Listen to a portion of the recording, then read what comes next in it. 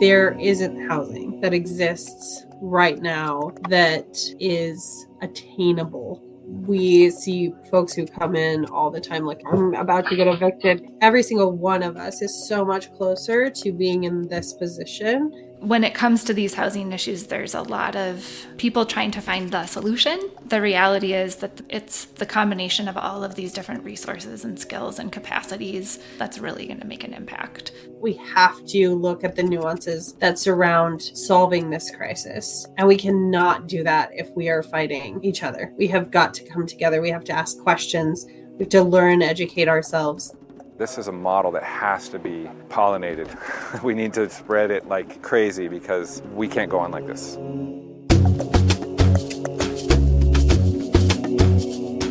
Welcome to the Stories for Action podcast, where we aim to elevate stories and spark connections that can benefit the health of people and place. I'm your host, Laura Tomov. Housing in Montana. That's the topic of today's episode. I know, a loaded topic.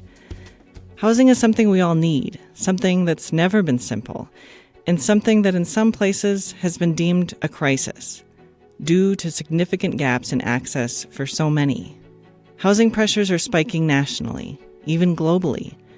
And though we're focusing today on voices and realities in Montana, I hope listeners everywhere will find relatable nuggets of information to apply to your own place.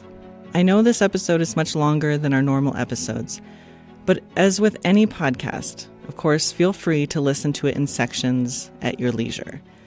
This episode can be for everyone: Montana residents, future residents, those who are worried for themselves or their kids not being able to stay in Montana, developers, financiers, policymakers, and we have resources for those directly experiencing the pressures.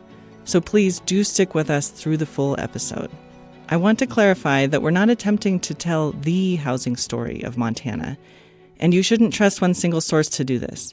But what we can offer in these 2 hours is a slice of an infinitely complex and ever-changing topic. The goal we hold with this episode is to give insight to the reality of the issue, highlight responses and positive efforts happening statewide, and provide info for the general public to be better equipped to engage on this topic, from daily conversations with friends to knowing what to ask of your representatives or of your growth plan, as many locations statewide are currently revising their specific plans and hopefully looking for public input. And a main motivator that made me want to cover this topic is that as this crisis has heightened, the emotions around it have become more impassioned, as it should be. I get it. I'm sick of seeing friends or family have to move away from their longtime home simply because they can't afford it here. Students who go to college here discovering they can't make a home here after graduating. I'm heartbroken to see our elderly, veterans, and families with young children get evicted with no place to go. I'm frustrated to hear about people working decent or even generous paying jobs and still living out of their cars, sometimes with kids. Business owners, emergency services, schools, unable to keep things going because no one can find housing, let alone any that is affordable. And for those experiencing these pressures daily, I'm sure it's an exhausting cycle of survival mode where big goals get stunted by just trying to get by. These emotional responses are valid and necessary.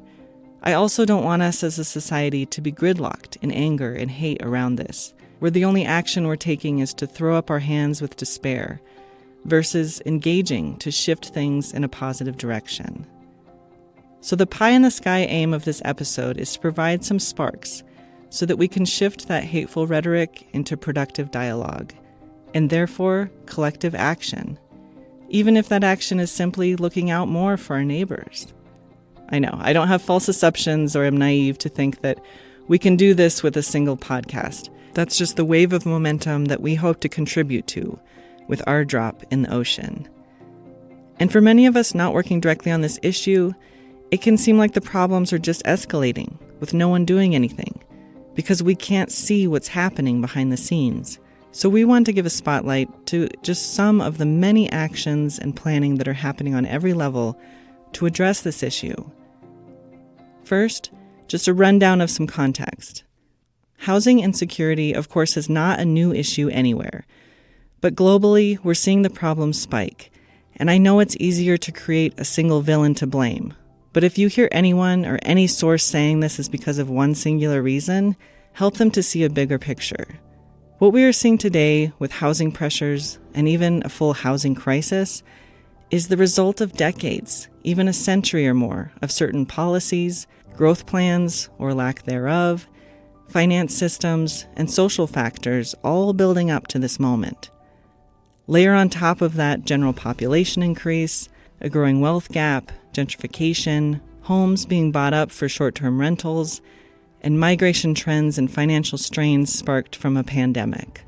Also, an increase in corporations and Wall Street portfolio managers buying up single-family homes as an investment to add to the portfolios that they manage.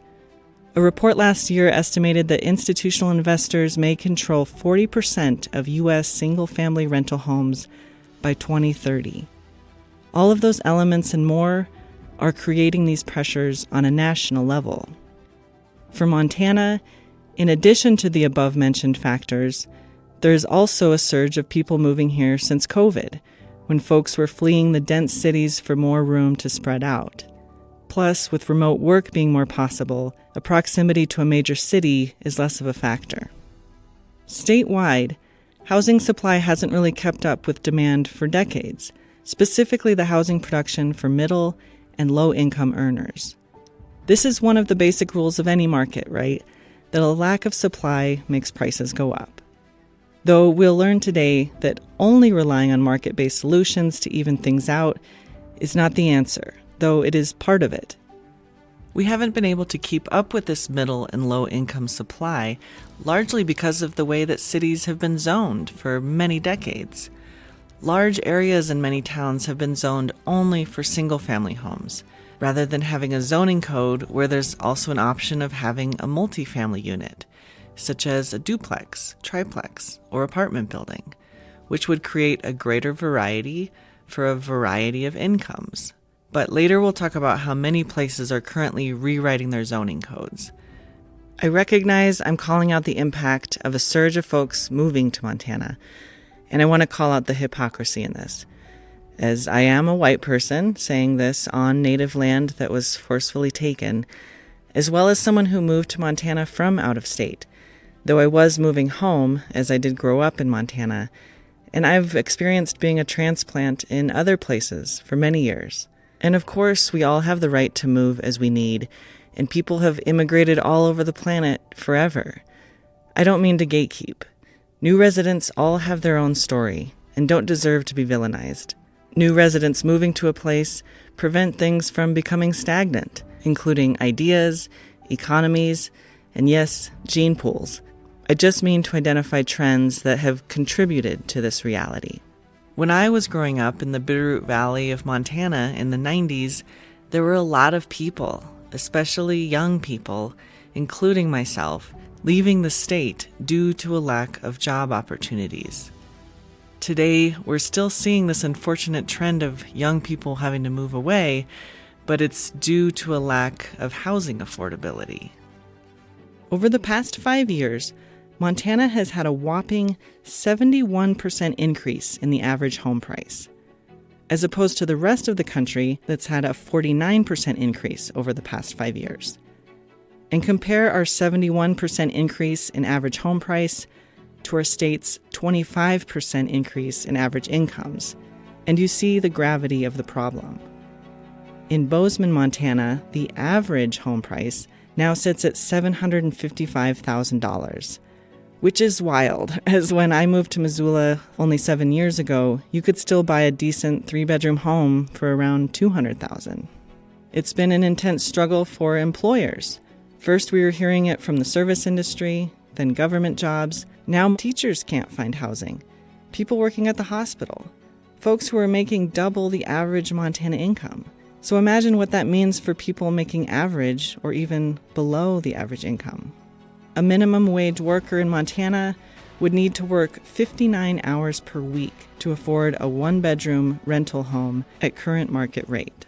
Picture the scene, where across Montana, both our cities and our rural areas, it becomes a place where only the wealthy can thrive.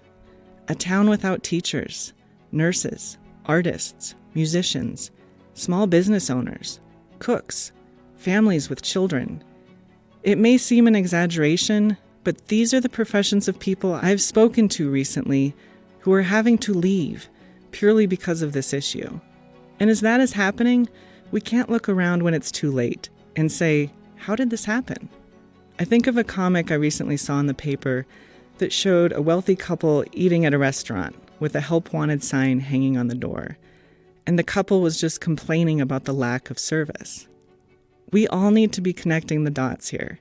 We need to not turn blind eyes or complain that it's inevitable.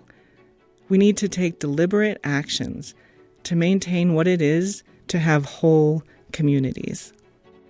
We begin by hearing from Nathan Dugan, who is the co-founder of Shelter WF, WF for Whitefish, a town in northwest Montana.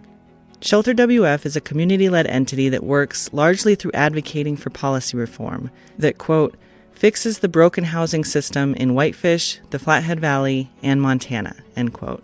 Shelter WF's vision statement says they envision a Montana that preserves our wide-open rural spaces while giving everyone access to an affordable place to live. The team behind Shelter WF, who Nathan says tends to be in the younger age demographic, we'll say under 40, do this work voluntarily. Whether it's directly related to their specific profession or not, they've become default experts on the topic of housing affordability and livable communities, as they're constantly reviewing research and new information to best inform their advocacy. Nathan says he's always had interest in housing matters, and professionally, he's a physical therapist. He first moved to Whitefish in 2015, and then moved back to Idaho for 3 years. His partner grew up in Whitefish, and they both felt fortunate that they were able to move back here in 2021. Whitefish is a town in northwest Montana, which prior to the 80s had a pretty varied mix of economies. Timber, agriculture, working class jobs. It was a railroad town, and had some recreational tourism, as it is only 40 minutes west of Glacier National Park. In the 80s, recreational tourism really started to boom here. More folks with wealth started to move in and build vacation homes. The local ski hill, Big Mountain, had been established in 1947, but in 2007 it became Whitefish Mountain Resort. Even more big money moved in, and now luxury homes cover the mountain leading up to the resort. And agricultural lands in the valley are being sold and subdivided for mini mansions. Kalispell, a city 20 minutes to the south of Whitefish, has been the fastest growing city in Montana in recent years, with a 15% growth rate, a huge hike compared to the second fastest growing city in the state, which has grown at a rate of 5%. Rapid growth rates combined with a trend of great wealth moving here over decades, and many other factors, have made the housing pressure in Whitefish and the greater Flathead region particularly intense. This year, the average sale price of a home in Whitefish sat around $1 million, which is wild for the Montana of even 5 years ago. Nathan says the formation of Shelter WF was in response to the fallout of a proposed development in Whitefish that would have brought much-needed housing supply for middle, working-class folks in Whitefish who have been priced out. The proposed development site happened to be in proximity to a luxury gated community and golf course. Nathan says he and his partner attended every city hall meeting to advocate for this proposal. And the folks that came out to fight it at those public meetings weren't just local millionaires, some were billionaires, or representatives they sent on their behalf. Nathan speaks about that proposal here. The mountain that Nathan mentions here is where Whitefish Mountain Resort and luxury homes sit. There was a pretty high-profile development down at the base of the road up to the mountain, and that was pretty contentious here locally and pretty brutal to sit through all those meetings and just kind of hear how the conversation went. There's a good body of research to show that people that show up to these sorts of public meetings where housing and a bunch of other things are decided on, or on average are whiter, maler, older, more likely to be homeowners than their communities as a whole. And so we saw that play out, and we saw just going to like every city council meeting for a while, just that 5 voices basically were dictating like all of the policy that happens in whitefish. And so we thought that was important to disrupt and change. The proposed development was effectively shut down, and Nathan says after the fact, he crossed paths with many folks who were, in fact, in support of the project. We knew at that point in time that there were some people that maybe like supported the project that were, for whatever reason, were uncomfortable like coming to city council and speaking. And so we formed our organization kind of to make all of that stuff a little bit more accessible to people, make it easier for them to participate through like templates and stuff like that. Fast forward, we're doing a lot of work at the state level. We try to keep up on our knowledge and are consistently looking into the research that some of the institutions, mostly national institutions, do, just to make sure that we're always advocating for the things that are backed up with some evidence that are actually going to move the needle the most. While they still focus on this access to engagement piece, they found their skills were better suited to lobbying at the local level for certain policy reforms. Then, through securing grants, they were able to hire someone to lobby at the state level during last year's legislative session. As we mentioned, Whitefish's housing situation has made it so that living here is completely unrealistic for working class and young people. The 2022 census report said that a startling 57% of those who work in Whitefish do not live in Whitefish, largely because they simply can't afford to. And that number has likely increased since that report. Nathan was appointed to be a member of the Governor's Housing Task Force, which was officially created in July of 2022. This bipartisan group of roughly 24 folks are tasked with meeting regularly and generating reports of recommended strategies and policy to make housing more affordable and attainable for Montanans. These reports go to the governor and all legislators. The group delivered reports leading up to the 2023 legislative session to inform policy that came about in that session. The task force members come from a variety of backgrounds and expertise, including affordable housing advocates such as Nathan, developers, folks from Department of Natural Resources and Conservation, DEQ, Montana Farm Bureau Federation, Aani Nakota College, planning boards, city and county commissioners, and more. I asked Nathan about the dynamics within that task force, and if there are topic areas that are consistently unifying or consistently divisive. I think it's a good mix of people who are left-leaning and right-leaning, definitely a lot of people that work in the industry, which I think is important too. I think creating a policy in a vacuum without talking to the people that are actually going to be building the housing leads to a lot of bad outcomes just because the assumptions aren't necessarily correct about what is feasible. Nathan told me that for the most part, there aren't areas that come up that are particularly controversial. He does say an area where there was a diversity of opinions was that there was a fairly large contingent of folks who were uncomfortable with preempting or superseding the authority of local governments on some of the suggested policies that came up in the 2023 legislative session. He also says there are things he brought up in meetings that never made its way into reports, but he says some of that is to be expected. He feels it's overall a good process in how it works. The task force has been renewed to continue its work through at least summer of 2025, and they meet monthly, largely virtually. They'll generate a report leading up to the next session, which will be January through May of 2025.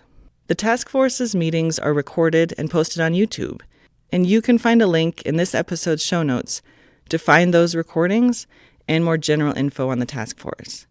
In watching some of the recording from last month's meeting, it's mentioned by members that, yes, quite a bit of bipartisan policies went through to address housing costs, but that the task force knows that continued improvements and changes are required for the next session. The work that we're doing currently, I guess. So we're looking at successes and failures, roadblocks, and that sort of thing, and just kind of making an inventory of that sort of stuff as a way to identify, I guess, some future policy changes that may be helpful. Nathan says that an area where he sees the most challenges come up in this year's task force meetings is when discussing the challenges that exist for creating truly affordable housing, beyond just finding ways to increase general supply and relying on market forces only to fix the situation. Shelter WF was able to expand its work to a state level by securing a grant to hire a lobbyist during the 2023 session to advocate for policy shifts that lead to housing affordability. During last year's session, there was a slew of bills passed with strong bipartisan support that will impact housing supply and likely affordability. Here are a few of those bills that were passed. SB 245, carried by a Republican senator from Billings, makes it easier to develop multifamily or mixed-use units in cities greater than 5,000 people, in commercially zoned areas and town centers. SB 323 more readily allows duplexes in towns, creating more options for those who've been priced out. SB 528, brought forward by Republican Senator Greg Hertz, which allows accessory dwelling units, or ADUs, to be built across the state using only a building permit. ADUs include things such as an apartment unit that you build over your garage, or a small structure in your backyard that someone can rent out. ADUs are often more affordable than even an apartment, and it's a relatively inexpensive way to add a unit, as you don't add the expense of the land that it sits on.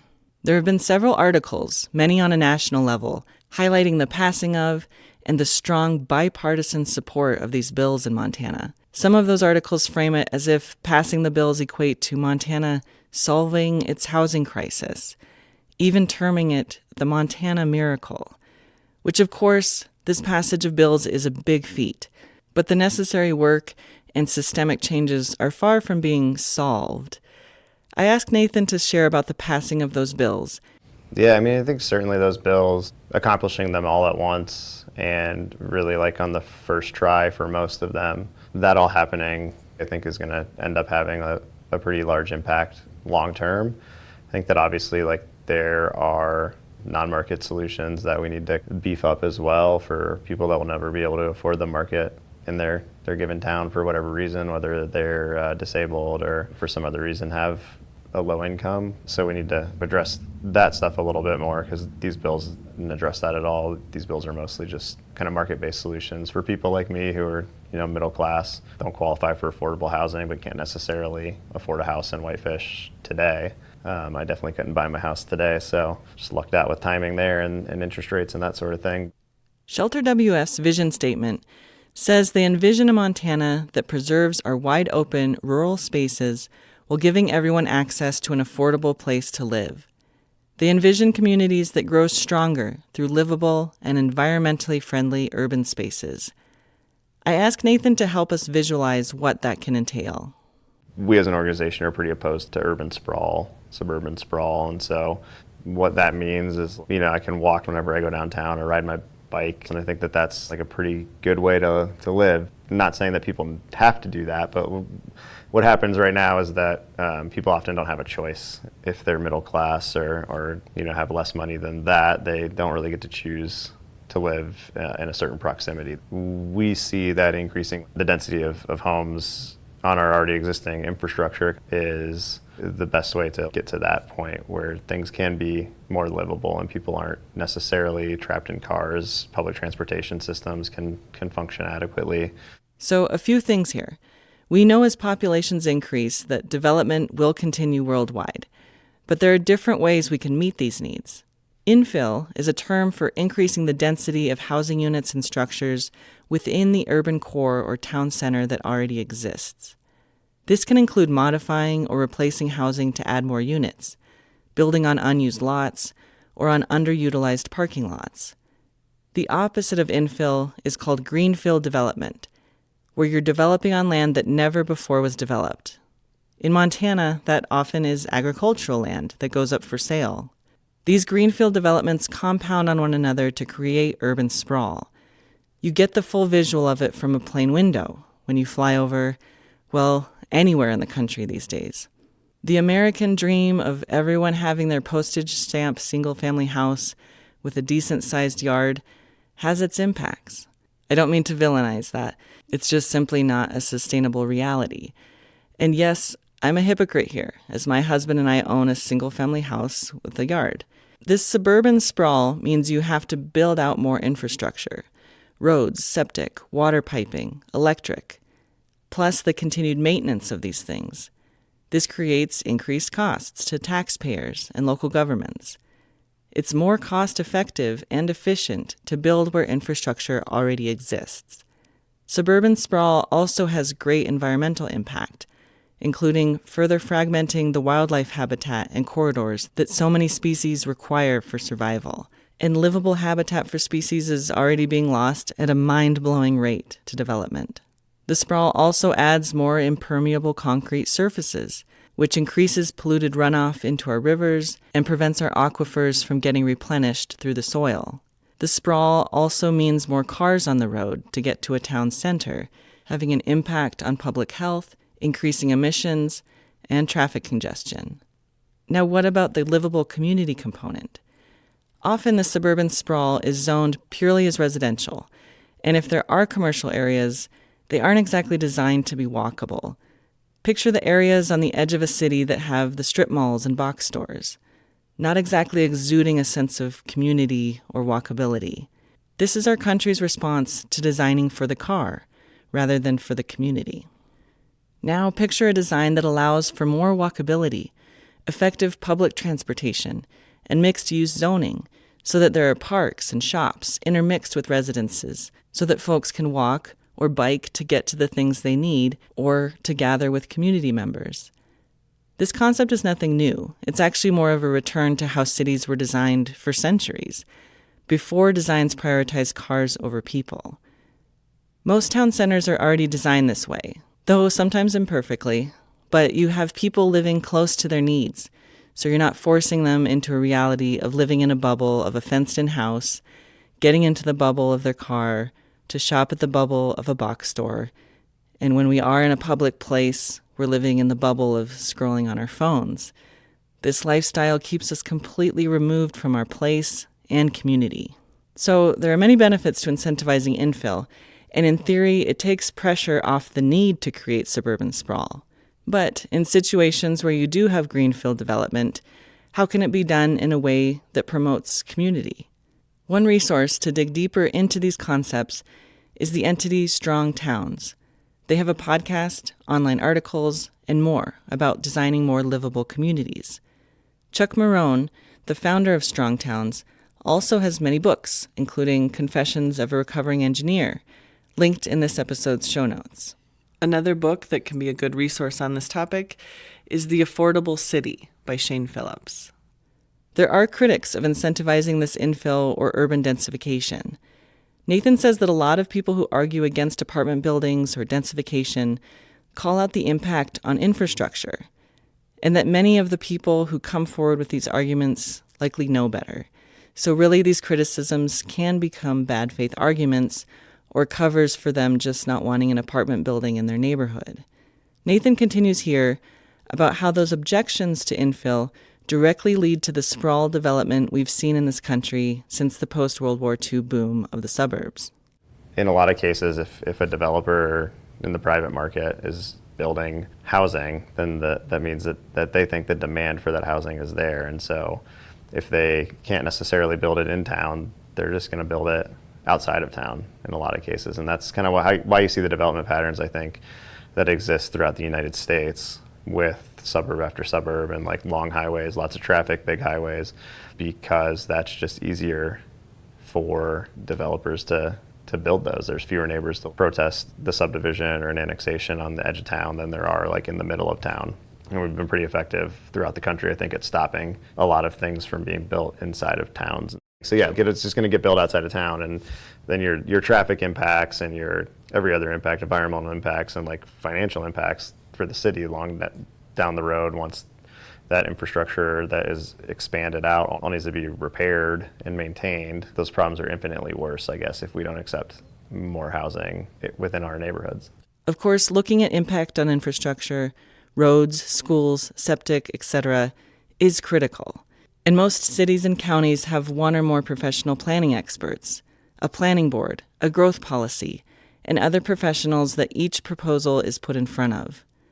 If impact on said infrastructure is determined to be incurred, the developer is responsible for paying out funds to go towards that impact, including paying out directly to nearby schools. And of course, there will be increased property tax income from the new owners of those developments. I asked Nathan what he says to critics who say that the developments are going up without this look at impact on infrastructure. Every city has professional staff that evaluate these things, and If the capacity is not there, they're going to make the developer pay to increase that capacity, basically. And so we kind of have like a funny system of government where some random guy that doesn't work in public infrastructure at all can come in and kill a development because he says there's not enough sewer capacity. And if enough neighbors come in and say that, they can potentially kill a project, and it doesn't really make any sense because the professional city staff that like do this day in and day out in pretty much all of these cases, have done those evaluations, or those evaluations will happen before a building permit's issued. There's also a new law, SB 382, the Montana Land Use Planning Act, which passed in the 2023 session with 145 votes for and only 5 against. It was the culmination of years of input from a range of planners and stakeholders. SB 382 requires cities of a certain size to create robust public engagement plans that aim to gather input from a broad and representative portion of the community. It changes the public input process around new developments, in that it's now all done on the front end. So as cities and counties update their growth policy plans, which is a multi-year process, they're creating opportunities for the public to give input along the way, asking what folks do and don't want to see and where. After that new growth policy plan is created, as a development comes up, it will solely be up to the city or county government and planners to refer to the agreed-upon growth policy and other factors to approve, deny, or modify a development proposal. While critics say it removes the ability for the public to give input, in theory, it aims to do the opposite, preventing individual public input meetings from being held for each proposed development, which can leave the decisions up to those who are able to show up on that one given night, which, as Nathan mentions, can often be the wealthier homeowners in the area, rather than those impacted the most by the housing crisis, who may have less flexibility to show up on a given town hall date due to working multiple jobs, being elderly, or parenting young children. SB 382 currently has a lawsuit filed against it by a coalition of homeowners. Right now we have all these rules, and there is still, it's unpredictable for developers, and it's unpredictable for like community members and neighbors ultimately, because you never know what's going to get approved or it's not going to get approved, right? It's really depends on like how much free time your neighbors have, and in a lot of cases like how much wealth your neighbors have to be able to show up to all these random meetings and fight something. And so you see a lot of apartments get built in like clusters around cities, Whitefish included, because those are the neighbors that don't have the time to come and protest compared to like another neighborhood. But yeah, I mean, the intent of all these bills and the intent of SB 382 is to make a more predictable process, and that's something that we believe in a lot, I think. And it's much better to gain a bunch of input over the 3 years it takes to update a growth policy compared to like one random Thursday night and one random Monday night for a planning board meeting and a city council meeting. You're going to have greater input from like the entire community over that longer process. And for listeners who are impacted by the housing issue or, want to be engaged but haven't shown up to a public space, you and Shelter WF are clearly very experienced and knowledgeable about housing policy. Is there anything you want to say, though, for folks to just show the value that you don't have to be someone who's extremely knowledgeable about housing policy to show up and use your voice? Yeah, I mean, it's generally like a bad idea to get into the nuts and bolts of policy if you're making a statement up in front of the council. That's definitely better in like an email beforehand if that's kind of your bent, but your statement in front of the council, should you choose to speak, and it gets easier if you do it more and more, but really can be as simple as like, I support this, and just adding to the number of voices that are in support of something. Certainly in Whitefish that has an impact. Telling a personal story, I guess, about like how like that housing is going to impact you or your friends, or the struggle that you've kind of had, I guess, to maintain like stable and affordable housing. People connect with those more personal stories than they do a bunch of figures, I guess, put out in front of them. So, a note here, this also applies on engaging on a state level during the legislative session. I know it can be a lot to keep track of all the different bills that come up during the session, but if you follow advocacy groups who have their ear to the ground on a certain issue, they'll typically put notices out on their social media or emails about when to contact your representatives to share your stance on a certain bill. And yes, you can speak and share a personal statement in person or virtually, which is ideal. But if you wish to keep it simple, you can also just call their direct line and leave a voicemail or a message with a staff member, simply saying, I support this bill or I don't support this bill. And I've heard from people in those offices that those calls can really make a difference. But the comments and responses that bring a specific element of your experience into it are even better. What I do personally is during the session, I have the numbers and emails of my district's state senators and congressional members on a sticky note by my computer, so that it's pretty quick and easy to shoot them a message of my support or opposition as something comes up. We need to remember that legislators on a local, state, or national level are indeed working for us. As jaded as we may sometimes become on that concept, we need to collectively remind them and not take that power of the people on the ground for granted. I continue here with my conversation with Nathan, asking him about a couple of priority areas listed on Shelter WF's website. One priority is to increase the amount of accessory dwelling units, or ADUs, when a single-family house decides to have a small backyard structure or apartment over the garage that's rented out as someone's residence. This is an easy, relatively low-cost way to add housing units and can generate extra income for locals. Nathan says yes, some may be used for short-term rentals, but there's research that shows the majority of ADUs are not. And it's not the same concept as the entire house on a lot being used as a short-term rental, which can have impacts such as driving up area housing costs, decreasing the amount of permanent residents in a neighborhood, creating a severe loss of community and all that that entails, and eliminating a housing unit that could go to someone working in your town. A side note, the city of Whitefish only allows short-term rentals in certain areas of town, and the city now has a short-term rental specialist who is focused on reining in illegal short-term rentals. Another listed goal of Shelter WF is to eliminate the city of Whitefish's minimum parking requirements for residential developments. Yeah, Whitefish has pretty high minimum parking requirements. It's just another thing in the zoning code that makes it difficult to build apartments if you have to build 2 spaces for every unit. It actually can cause fewer homes to be built just because of space requirements on the lot if you're requiring all this parking. In a lot of cases, in Whitefish and in other places especially, the parking lots are just too big and they're never even full, and so it costs money as well, but it's covering up more land with impervious surface, that sort of thing. So, of course, parking considerations are necessary with new developments, but just putting it out there that some people may be surprised when they see the minimum parking requirements for developments in their own neighborhood. Chuck Marone, founder of Strong Towns, argues that mandating minimum parking requirements that may be excessive means that we're saying that someone's inconvenience of looking for parking is worse than not having homes that are affordable for our community's working class people. Things to think on. I asked Nathan if there are additional messages he wants to share with listeners, any encouragement for folks to engage, or hopeful trends he's seeing.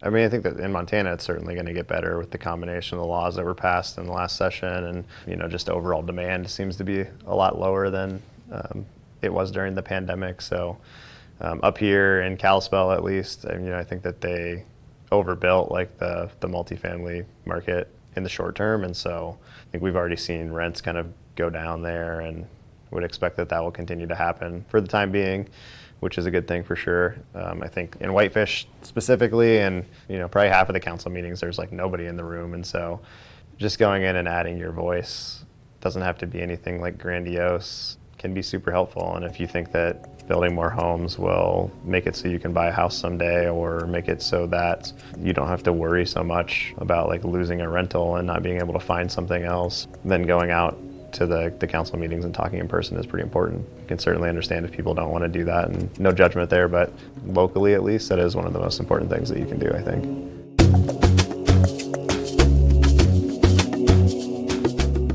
Nathan says he welcomes folks to reach out to Shelter WF for more info about their work, how to get involved, or if you live outside of Whitefish but want to create a working group in your area focused on housing topics. He welcomed folks to reach out for insight on how to get started. Find Shelter WF on Instagram and Facebook, and on their website at shelterwf.org. Check out if there are already advocacy groups in your area that are having this conversation about how to engage on housing policy, and encourage livable communities. Last month, I showed up to a gathering that Pro Housing Missoula was putting on, which is an advocacy group here for housing affordability. It was part of a series of gatherings they were doing where group members meet in different neighborhoods and inform the public about city zoning. I know, not the sexiest topic, but zoning is the foundation of what will impact housing affordability.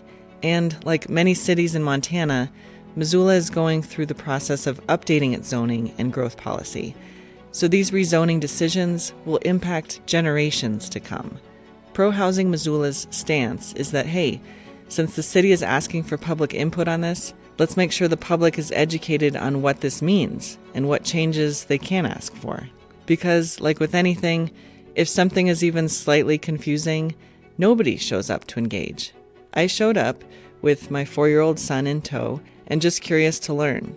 The group was very welcoming, nonpartisan, open to all questions and comments, and just wanting to provide practical information. Then we had a walking tour, which was actually led by a local developer, and we walked around the neighborhood as he pointed out different housing units. He explained parameters that they're up against as developers, things the city has to take into account, all the decisions that go into why a development moves forward the way that it does, and how the zoning impacts that. A note that Pro Housing Missoula will have 2 more of these informational walking tours this summer, July 31st at McCormick Park and August 20th at Bonner Park, 6 to 8 p.m. You can find Pro Housing Missoula on Instagram. Also, many cities and counties are going through the process of updating their growth policy plans. So check out if this is happening in your area and find out how to let your voice be heard.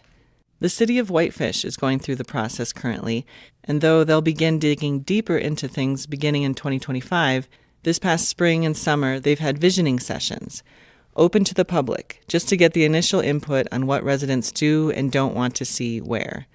While I was in Whitefish in May to interview Nathan, I also attended one of these visioning sessions in an old community recreation gym. The visioning sessions are led by professional planner Alan Tiefenbach. About 50 neighborhood residents gathered around large tables, and each group works around a quadrant map of the city of Whitefish. There are stacks of colorful sticky tabs at each table, and Alan guides them through the process of how to use the sticky notes to notate their input. In your quadrant, are there any special or unique areas that need special protection? Maybe there's a creek that we don't know about that the neighbors use, or there's some social trails in there that we don't know about, or there's a stand of trees. So are there some areas in this quadrant to you, specific places or areas or connections that you think that really need to be considered as we write this growth policy? Now, I can't promise you that there will be, but at least this gives me the input of the community to as we're going through and we're looking at this stuff, we can go, oh, there's a stand of trees that everybody is saying we want to keep these trees. What can we do in the future to be able to look at that? Does that make sense? Alan then prompts them with something that ties back to the aspects of a livable community that we were speaking about earlier. What are your streets or your areas that are your favorites in this quadrant? Street corners, places to walk, places that you sit, places where your kids play, parks. What are your favorite places in this quadrant? Write it on a pink sticky, put that sticky on the map. What are your least favorite places? What are the places you don't like to walk? What are the places that you don't like to see? What are the things that you don't go to? Put that on orange and put that on the map. Something I did find interesting in Alan's presentation is he showed some slides with statistics on feedback that has been pulled from the Whitefish area. One of the results showed a ranking of what residents wanted to maintain in their area. At the top was mountain views and open spaces, but further down the list was maintaining local agriculture. I found it unfortunate that this narrative of how these things are directly linked is not more commonplace, or at least not for those who participated in the poll. This concept comes up a lot in our Life in the Land films and podcasts, that when ranchers and farmers are pressured to sell, as profit margins in their business are minimal or non-existent, the land likely becomes subdivided and developed. So you're not only eliminating a local business, potentially a family that had their kids in the school system, maybe created local food supply, But now the land use is changing to something that fragments wildlife habitat and natural space and obstructs the views that they said were priority. This is not to say anything negative about anyone's opinions. It's just an observation to show that our public narratives don't connect the dots enough of how all of these things are connected. While the groups work on their quadrant maps at the Whitefish Visioning session, I'm able to pull Alan aside for a few questions. He tells me about the time-consuming work that he has in front of him as he compiles feedback from all of the public sessions and sends it along to the Community Development Board in August, which will contribute to the multi-year process of creating the city's growth policy. But as I'm moving forward on the land use chapter next year, first of all, I have what is important to the community. I have an idea of what transportation improvements aren't even discussed in our existing transportation plan. Are there some areas where we could recommend some conservation easements? Are there some areas that they're kind of a deal killer, never be upzoned, although everybody will say my neighborhood? I don't know yet, right? Sure. But this is me asking the community to tell me what's happening, what their town is. And I can look at all this stuff and I can be informed. Alan sidebars on something that comes up for him a lot as a planner, which I can't say surprises me. Everybody's a property rights advocate until the neighbor does something they don't like. Then they want the city to stop it. And that is the story of my life, right? I should be able to do whatever I want with my property, but not my neighbor. Yeah, I'm not surprised. That is if that is the reason why there's planners. Sure. Alan shares about a neat component he is including in this process to involve the young residents of Whitefish. Part of this process, I've been reaching out to Whitefish High School because they're the ones that are going to inherit this. I reached out to the political science teacher there, Wes Webb, and this happened over the last 6 or 9 months, and I got him involved to where his students made the growth policy a class senior project. And they wrote papers on growth policy projects and they submitted it to him. Some of the ideas, we had them come present them to the planning board. And some of those ideas are great, and I may use them, right? 100 students did it, got involved and did that. Then Claire Neveson, who's the art teacher at Whitefish High School, got her art class involved. They did paintings that represent what they see as the vision of Whitefish in 2045, or how they see it. The paintings are on display right now in City Hall, but I have digital copies of them, and the hope is when I write this plan, I'll be able to throw some of those in as the graphics. Because of that, I've actually asked to come, probably will be speaking about that at the Montana League of Cities conference in October. They were so interested in what we're doing with that other cities in Montana are trying this or watching what we're doing. I love that idea so much, and the creativity to expand the reach of engagement. On that, I also asked Alan how they work to get a diversity of engagement at these visioning sessions. There was a decent turnout at this particular session. He said comparable to the previous ones, but looking around the room, it definitely was an older demographic. But perhaps because that was the nature of this side of town where the visioning session was held. Alan predicted that the following session, which was held at the Whitefish High School, would likely have varied age ranges, parents of school-age students, etc. I asked Alan about this concept of creating a broad reach of engagement. That's always the hardest part of this job is no matter how hard you try, somebody's always going to show up and say, nobody told me, right? Sure. So with the kickoff, and I'm the only person doing this project. I have the other people helping me, but after they're gone, I'm doing all this, right? So I can only do so much. Sure. So what we did was we sent out 10,000 postcards. We sent out postcards to every address in the Whitefish zip code. We sent out flyers in every utility bill for everybody that gets water and sewer with the city of Whitefish. I put a public service announcement on Local Now. We did several different press releases. Announced it on Facebook. That is an impressive effort of promotion, especially with limited resources. But it's hard to get people to show up to things, period. Life is busy. And as Nathan mentioned, those who are dealing with the impacts of the housing crisis the most directly likely have the least amount of bandwidth or time to give to opportunities like this. Alan did create a site called Engage Whitefish, which is the community engagement platform and website for this growth policy update process, and other elements of what's happening in the community.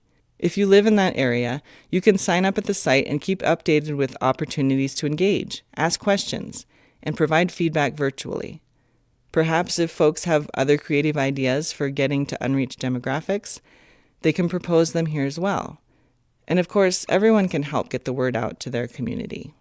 This site is found at engagewhitefish.com. Thank you so much to Alan Tiefenbach for sharing with us, for letting me hang out at the visioning session, and for all of your work. At the session was Mallory Phillips, co-founder of Shelter WF. I pulled her aside after the session to ask her some questions. First, she shares why she attended the visioning session that evening. And so I just really wanted to make sure that there was a voice of folks that are younger, who are maybe not represented normally in these kind of conversations. Mallory grew up in Whitefish. I asked her what changes she's seen in her hometown over the past decade or so. A big thing that we have seen change with the growth specifically around the pandemic is we've gone from being a place that had some level of low and lower middle class income earners in the community who could work in the community and live in the community. And the 2022 housing assessment that they did, they found that 57% of our workforce in Whitefish now lives outside of Whitefish. I feel like there's a big shift in the way that the community feels. It feels more hollow. It feels less inviting. It's harder to find people that are living here full-time, working full-time in town. There's a lot of work from home, a lot of part-time residents. And one thing that I think has really shifted is some of our second homeowners used to be from Calgary, and they would come down all the time, like as much as they could. And I felt like there was a level of integration within the community. And during the pandemic, a lot of the Calgarians and other Canadians sold their second homes, and those homes were bought up by people from Georgia and Texas. And I feel like there was a shift in investment in actual community. That's the 1,000-foot view that I see, is that a lot of second homeowners come in, they come out, and it feels like there's less engagement.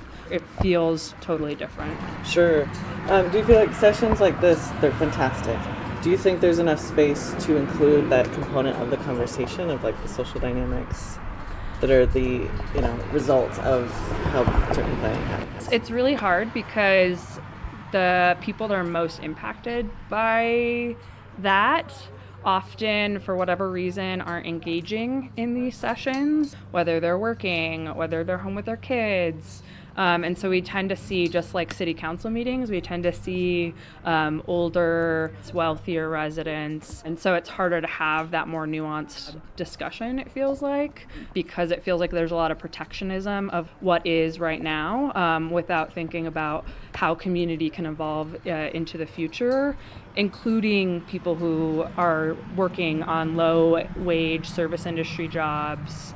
It doesn't seem like there is a buy-in that they're important parts of the community anymore, which is a shift from the more blue-collar Whitefish that there was in the 1980s, 1990s. I think tourism really kicked off in the 80s, and so we've seen it like kind of build, but the pandemic just skyrocketed that growth. I asked Mallory if there are things that she feels hopeful about. I think that the 2023 legislative session is really cool. I think you'll talk to a lot of people in Whitefish who aren't happy about it. They say it's taken a local control away. But from our perspective, some of the things that helped exacerbate the housing crisis that we're in is exclusionary zoning, and the history of exclusionary zoning is pretty dark. There's a lot of classist and racist elements of that. So the fact that we were able to pass some pretty sweeping bills to end exclusionary zoning in some of our bigger communities, I think is a win. Exclusionary zoning laws place restrictions on the types of homes that can be built in a particular neighborhood, such as no apartment buildings or duplexes. There's a great deal of research on how exclusionary zoning has been used nationwide to discriminate against people of color and to maintain property values of wealthier folks. This is not my subjective opinion. It's widely studied and discussed by institutions as matter of fact. One example of research shows that Seattle's 1923 zoning laws show that areas in which Black or Chinese American families lived were disproportionately likely to receive commercial or industrial zoning, which were typically high polluting and decreased property values in the area. The opposite of that is inclusionary zoning, which is a policy that requires developers, if building within a certain zoning area, to set aside a percentage of the housing units they build to be priced for low to middle income earners. In the 2021 legislative session, a bill was passed to ban inclusionary zoning statewide. I asked Mallory if she's seen any narrative shifts in the recent years about necessary change to address the housing crisis. I think the narrative is starting to shift. I'm hopeful that, with people like my mom who grew up here, who didn't want to see anything change, and it was all about the buildings, what they looked like, and not necessarily about the people in the future that could live in those neighborhoods. She has had a huge shift, and I think, to me, that's a sign that people can change. They just have to be open to seeing a future for other people. I asked Mallory if she has any final messages for folks. I think that really being open to reimagining what neighborhoods can look like, because without being able to reimagine what they can look like and how they can evolve, neighborhoods become stagnant. And Whitefish historically was a pretty economically diverse community. And I think that one of the biggest things we could potentially lose by losing that diversity of people is that really strong, vibrant community.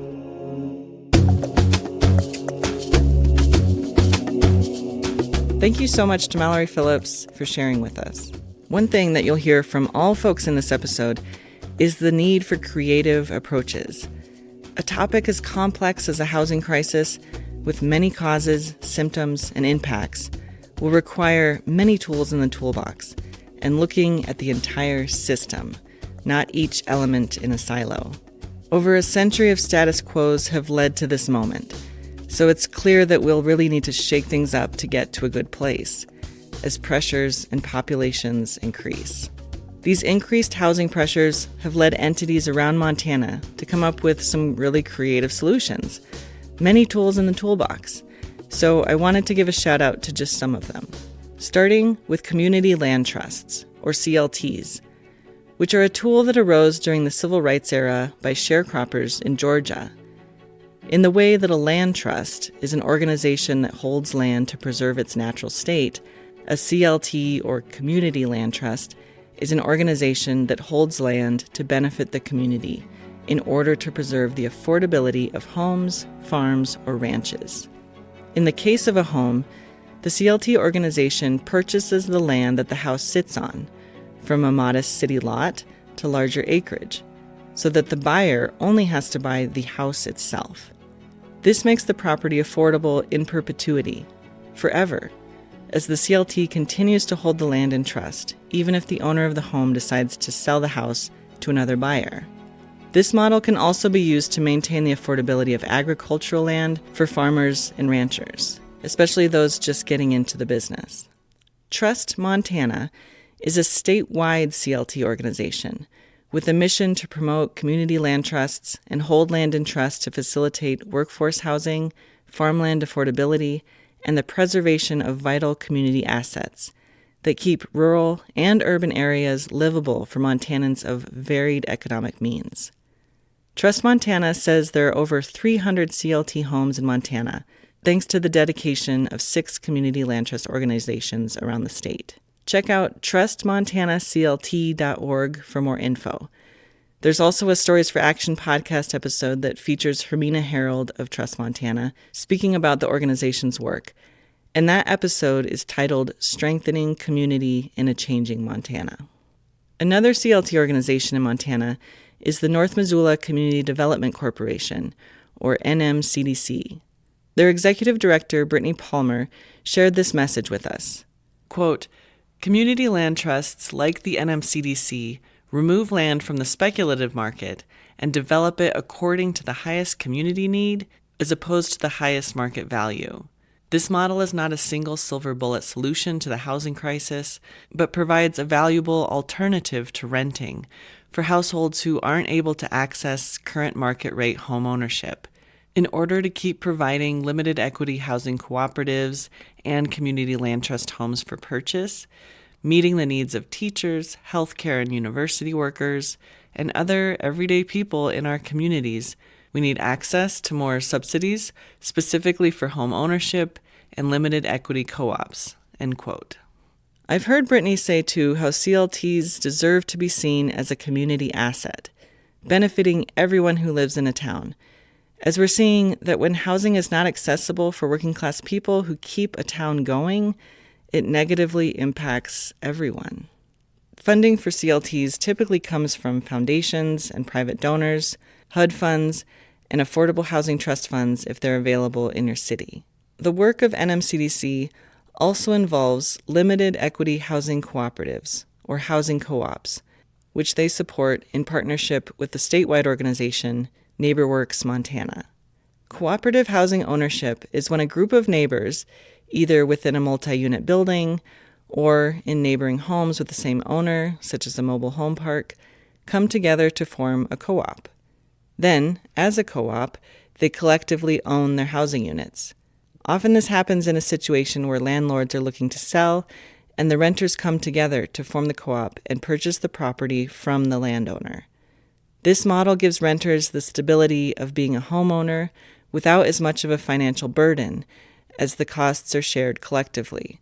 Optionally, the co-op model can also be combined with a community land trust model, further reducing the cost for the newly formed co-op members. Filmmaker Ken Grindy and I produced a short film looking at the co-op model that NMCDC and NeighborWorks Montana have been a part of in Missoula. It was really something to speak with the folks who truly see it as a move that provides stability and increases community connections and neighborliness. Everyone still had their same individual home and space as before, but residents said they now look out for their neighbor more. Co-op home ownership models have long been a thing around the world, and they're gaining popularity within Montana. While some may see it as a big unknown and new concept, it actually allows folks to return to something that used to be more familiar: self-sufficiency, and not having to be at the mercy of an unknown property manager, who these days is likely located out of state. For the film we produced, we heard from a mother of 3 who was understandably flooded with stress when she received a notice that her landlord was going to sell, and the thought that her and her husband would be left looking for a home in an impossible housing market in a place where her family has called home for generations. She said she was hesitant about the co-op model at first, as she hadn't heard about it before, but now being on the other side of their neighborhood forming a co-op and engaging in the process, she said she's become the biggest advocate of the model and wants to see other folks have this opportunity. You can find out more about NMCDC and reach out to them for more info on CLTs or housing co-ops, whether you're a seller or a potential homebuyer, through their site at nmcdc.org. Another entity working in the housing affordability space with creative responses is Homefront Billings. Homefront is really taking the systemic approach to housing, and their programs reflect the fact that housing security is public health. It's a strong economy, it's community well-being, and more. They provide paths to self-sufficiency and affordable homeownership or renting, and also address issues of domestic violence and physical and mental health. They also state that only 2% of their participants receive welfare assistance, showing the false narratives that can be associated with those who need support to access housing. They are also putting forward creative responses to increase the supply of truly affordable housing in Billings, as a huge barrier to offering homes at a lower price is due to the cost of materials and labor. Homefront is partnering with a construction company, Bespoke of Montana, to utilize 3D printing technology to construct homes with less materials and less labor cost. Homefront is also refurbishing structures that were used for employee housing in the Bakken oil fields of North Dakota. While the structures may not look like much upon delivery, the design plans of how they'll be modified and structured looks like a pretty vibrant community design. Learn more about all of their work and services at homefrontpartners.org. Habitat for Humanity is an organization that works internationally and has been going since 1976, with a mission to build homes through a nonprofit financial model where partners and volunteers come together to build a home for themselves or fellow community members. There are 9 Habitat chapters throughout Montana, all finding creative solutions and partnerships to create more affordable homes. Jason Gutzmer is the Regenerative Design Project Coordinator at Missoula Habitat for Humanity. Regenerative building looks at the whole system and constructs or modifies buildings to be longer lasting, energy efficient, healthy and sustainable for the residents, and with a low or neutral environmental impact. Jason has been working in regenerative design building for over 20 years, and his company, Beyond Building, offers regenerative design building and education. He now also brings these skills to Habitat for Humanity. We spoke with Jason as he was leading a group of Habitat volunteers to install a new roof on a home within a housing co-op that's a project of NMCDC and NeighborWorks Montana. Shout out to Creative Partnerships. A huge part for me is how to reach a larger audience with these things because they are so systemic. It's social justice, it's ecology, it's climate change adaptation, and they're all related. And so the housing co-op model, the land trust model, the affordability, home ownership, and what that does for community involvement, sense of pride, sense of well-being, mental health. I mean, all these things are related. And it used to be looked at as like, oh, there's only so many dollars for donors and things like that. And now we recognize that like, oh, our dollars can go further if we share what they do. And I'm pretty excited. I'm a strong believer in that. Jason shares about the need to change the narrative that green building or regenerative design is only for the elite, when he argues that there are many reasons why this type of approach can and should be put into action for working-class residences and already established everyday homes, what he refers to here as popular build projects. Green building in a way has gotten a reputation as being something that is either super folksy and DIY and folks who are like on their own farmstead or something and trying to like build their own place out of straw bale or doing an earthship or something, and it's like really extreme and really outside the box, or something that people do who have a lot of extra income and they can go the extra mile to make a high performance building. And the truth is, popular build projects can be green projects. In fact, they're the ones that usually have the smaller carbon footprint. Yeah, if we take these design things and bring them to the working class folks that make up our community and make our houses with this vision that they can regenerate our community, how they store energy, how they can capture water, how they can cool themselves, all these passive systems, and how they're integrated systems. And we're pushing the folks in the trades to try some things that are not new, but they're new for here, for this moment. So the light clay construction, for example, it was developed when all the brick factories were destroyed in Germany in World War I. So they looked at a way to rebuild quickly and built 20,000 apartment buildings out of light clay 100 years ago. It's not a new technology, right? But we can add our new tech and how we do light framing with nail guns and local lumber with whatever our biomass is that is a waste product, and turn that into a value-added product that local craftspeople put into good use. There's so many systems that are like that. Double stud construction has been around half a century now. It's been since the 70s. Looking at utilizing that technology in as many places as we can, instead of wrapping houses in foam on the outside, getting same kind of performance levels. People say, oh, it's more labor. And we say, is it?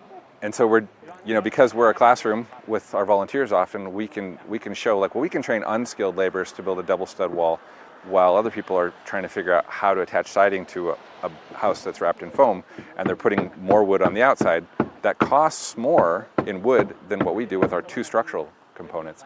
So there's a lot of stuff that we find ourselves having to sort of confront the conventional school of thought, but when people see it and they actually do it, they go, oh yeah, this really does make sense. This makes sense for here, and it makes sense for now, this moment we're at, where we have housing crisis, climate crisis, all these things. So it really stacks functions.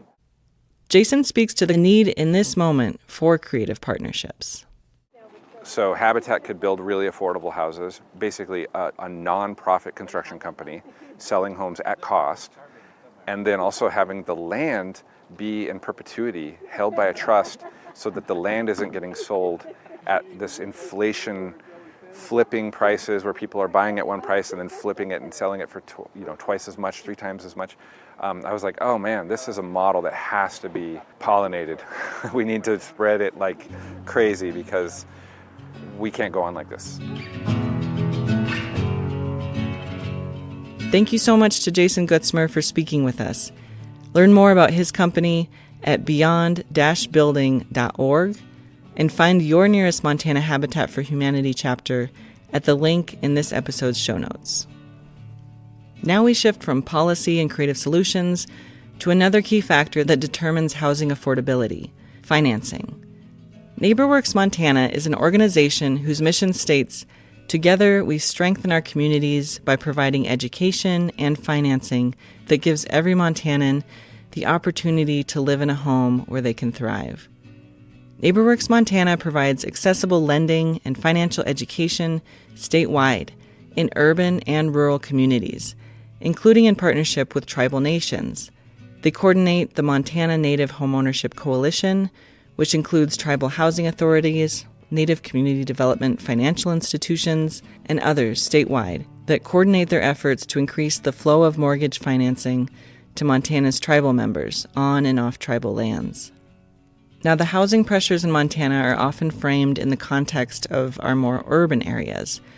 But of course, in reality, this is seen in rural areas as well, and it always has been in varying degrees. That stems from many things, including a general lack of supply, and there are realistic gaps for low-income or fixed-income earners everywhere. Additionally, the radius of what becomes a bedroom community to a larger city continues to expand, as people have to go further and further from a city to find affordability. As NeighborWorks Montana works truly statewide, in partnership with local entities, I asked Kaya Peterson what pressures they're seeing that are specific to rural areas, knowing that each community will of course have its own unique challenges and opportunities. So we hear a lot about what's happening in urban areas like Missoula and Bozeman in terms of the price of housing, but that's really true everywhere in Montana at this point. Even smaller communities like Wolf Point and Choteau have these kinds of issues as well. It does look different. So their housing affordability is also very strained, but the issues that they're grappling with are a little bit different. What we're hearing in those communities is they have a lot of people moving in from the outside, and they have a lot of absentee landholders. And that creates pressure where the folks who live there and provide services, they work for municipal government, or they're teachers, or they have had family ranches, they have a hard time finding housing that's affordable to them. The other issues we hear a lot about in rural areas are things like access to infrastructure and the cost of infrastructure, houses that are disinvested and that need a lot of repair in order to be quality places to live. And then also the challenges for residents aging in place. So a lot of our rural communities have older residents, and as they age, many want to stay in their community, but maybe the home they live in isn't the right place for them to stay as they age, or maybe they need some modifications to be able to stay in place. And on this, as Kaya mentions absentee landowners, this is something that comes up a bit in our Life in the Land project. Absentee landowner is termed for those who buy a house that they only live in for part of the year. This is a reality everywhere, but largely in rural areas. Of course, I don't want to generalize for people in this situation, as there are some who do a great job of stewarding the land and giving back to support the community that they seasonally reside in. But there are impacts of this trend. Typically, these folks don't have school-age kids that are going to the local school, and some rural schools are struggling to keep things funded with decreasing enrollment. Seasonal residents are rarely able to be an active member of the community, and rural areas are dependent on people wearing many hats. Maybe the owner of the tire shop is also on the school board and the volunteer fire department. So there's the impact on community well-being, local economy, and perhaps an environmental impact when there's no longer someone there to steward the land year-round. But also the impact that's key for this conversation, where wealthier folks drive up property values, leading to no affordable options for working-class people. I asked Kaya about a specific local partner that NeighborWorks Montana works with, the Great Northern Development Corporation. It's based in Wolf Point, but works across 6 counties in northeast Montana, providing homebuyer education and resources for residents. Kaya speaks to this partnership. So Great Northern Community Development Corporation is really a fantastic example of a local economic development group that's really working across different community needs. And so they provide home buyer education and counseling to residents who are trying to get into home ownership. They help them with their budgets. They help them understand their financing options. And then NeighborWorks Montana has been able to provide down payment assistance loans to some of those borrowers. So it's a really great partnership and example of how there are a lot of folks out there who want to have that opportunity for home ownership, but they have a hard time saving for a down payment because their finances are already stretched or they don't have family money to support that down payment. But with an organization like Great Northern providing that coaching and that counseling and then the financing support that NeighborWorks can bring, it creates some more potential for homeownership. So we've seen a lot of homeowners come out of those programs and that support. One of NeighborWorks Montana's programs, which has been going for 15 years now, is the support of establishing resident-owned communities, or ROCs, which is similar to the co-op model that we mentioned earlier. And yes, it is NeighborWorks Montana that partners with NMCDC to establish those co-ops we mentioned in Missoula. All of the ROCs that NeighborWorks Montana has helped to establish are previously established manufactured home communities, as that is a common method to have affordable housing, with lower costs of constructing the unit itself. There are currently 21 resident-owned communities around Montana, ranging from Emigrant to Billings to Havre, and they can range in size from 11 homes up to 90 units. Residents of mobile home parks in Montana, some who have lived in their home for decades, are being hit left and right with eviction notices, as property owners can be tempted to sell the lots to be developed for luxury dwellings. So the ROC model creates a collective buyer as well as stability for those residents. For folks listening who may be interested in learning more about this ROC model, Kaya shares here what that communication and process can look like. We get contacted both by community owners and by community residents. So if there's a resident who has an interest in their community becoming resident-owned, we definitely encourage them to reach out to our team. And our first step will be to talk through who the owner is and whether we can reach out to them. Because if the property owner isn't willing to sell to the residents, we don't have a path forward. But oftentimes we do reach out to park owners and have those conversations. And you can learn more and find contact info on their site at nwmt.org. I asked Kaya if she can share a story or experience with us that really enforced for her the value of their work. One of the things that keeps me engaged in this work is in the resident-owned communities, and now as we're working with housing cooperatives as well, we often hear that residents have lived next to each other for a long, long time, but they never had met their neighbors or knew their neighbors.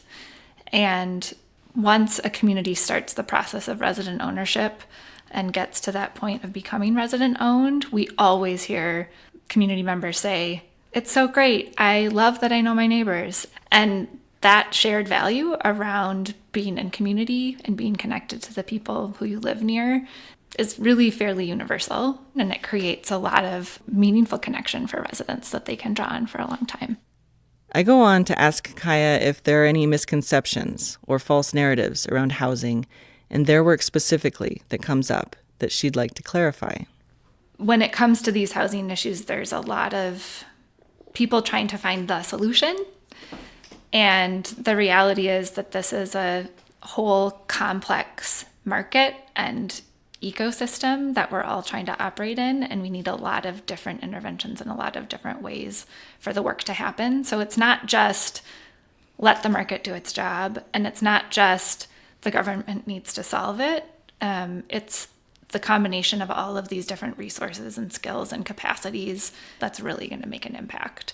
So really encouraging people to look at that whole picture is when we're trying to evaluate a policy or a resource or a development that's going in next door. This is all part of a much bigger picture, and we really can't look at it just as one piece at a time if we're going to be successful. And, you know, for NeighborWorks Montana, What are the types of sectors that, say, you all are in conversation with, meeting with, to show us the different sectors that should and can be at the table as this process goes?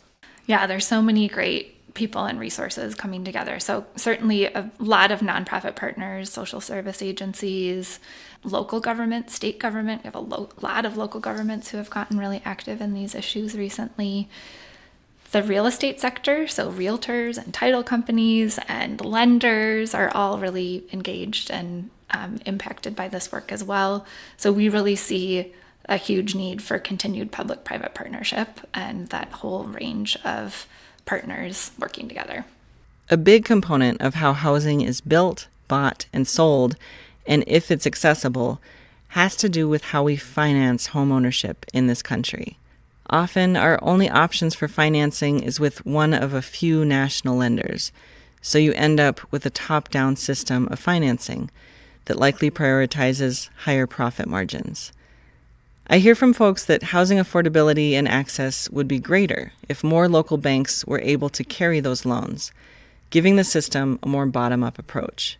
As a large part of NeighborWorks Montana's work deals with the financing around housing, I asked Kaya how this bottom-up approach can indeed make housing more accessible for local folks, and if shifting that system is even realistic. We're really fortunate in Montana. We have a lot of local lenders still. We have regional banks, we have credit unions, we do have lenders who are really tied to the local community and understand local markets, local partners, local businesses.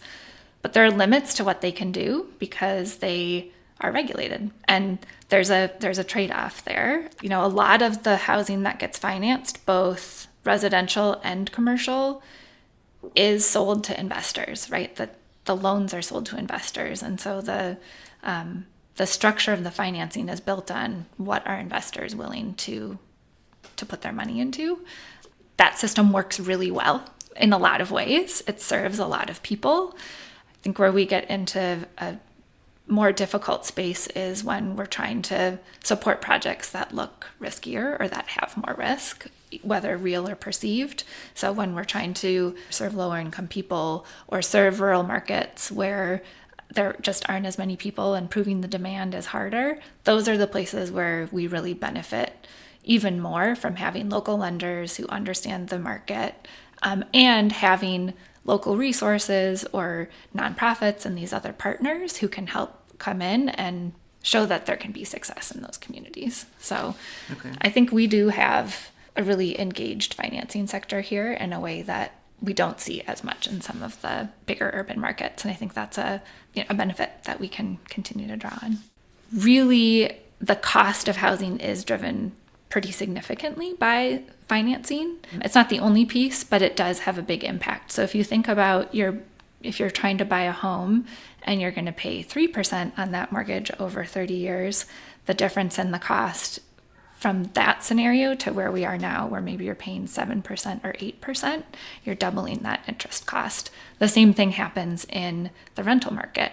So if you're trying to finance a rental property, if your cost of financing has now doubled, that means the rents that you're charging to the residents has to increase to make up that cost.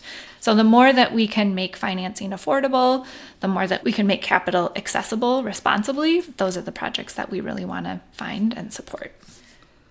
I asked Kaya if there are any final messages she wants to put out there for listeners. I think that there are a lot of really amazing people working on solutions in this space, and we need a lot of different people at the table bringing their creativity and their support and their ideas and their resources to the table. So I just really encourage everybody to find what piece of this puzzle they can support and be involved in.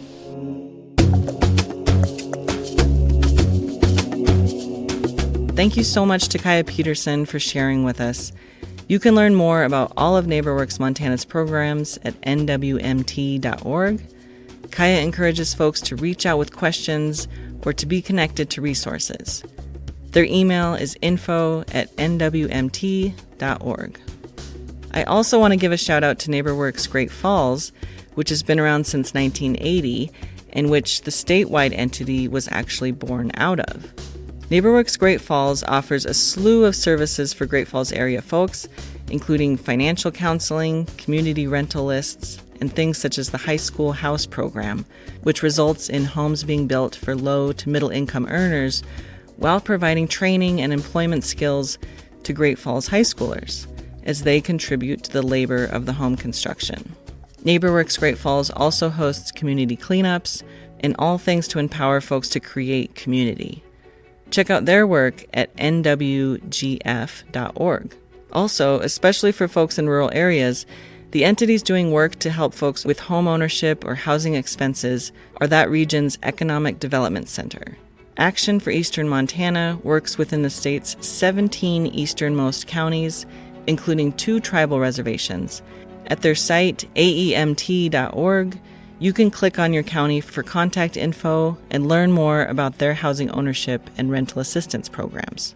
Additionally, statewide, there are 11 certified regional development corporations through the state's Department of Commerce, which have housing programs, and you can find links to your region's corporation in this episode's show notes. So we've looked at some areas that can improve accessibility to housing through policy, programs, and financing. Of course, the big reality of the housing crisis is the increase in people facing homelessness today. The gaps for people being able to afford housing has always existed, but in recent years, more and more of us have been facing pressures with rising costs that show how easily it can happen to any of us. Crystal Baker works for an organization in Bozeman, which will be unnamed for this episode. The organization has a slew of programs, including supporting people at risk of or experiencing homelessness. They work to help folks stay in or achieve a situation where they can live a healthy, independent life. Crystal knows these pressures well. She herself experienced homelessness as a mother of 2 kids. Here she shares some of the journey that led to her current work. Well, it kind of goes all the way back to when I was a child. I have experienced homelessness on and off in various degrees pretty much my entire life. I have 2 children. When I was probably in my late 20s, I started using. At the time, I felt like I was very in control of that situation because I was still working and still maintaining my family and things of that nature. It really just got away from me really quickly. I experienced homelessness with my 2 children, divorced. I was really fortunate that I had good people in my life that I could go to for help. And I was able to get sober and kind of start to rebuild. During that time when my children and I were living out of an RV, I felt sort of compelled to help other people in my situation. So I started volunteering. I knew what it felt like to feel really alone and to feel like nobody really understood what I was going through and kind of like those battles that I was having with myself. I started by just going to local parks, and that's how I was connected with a nonprofit in my area.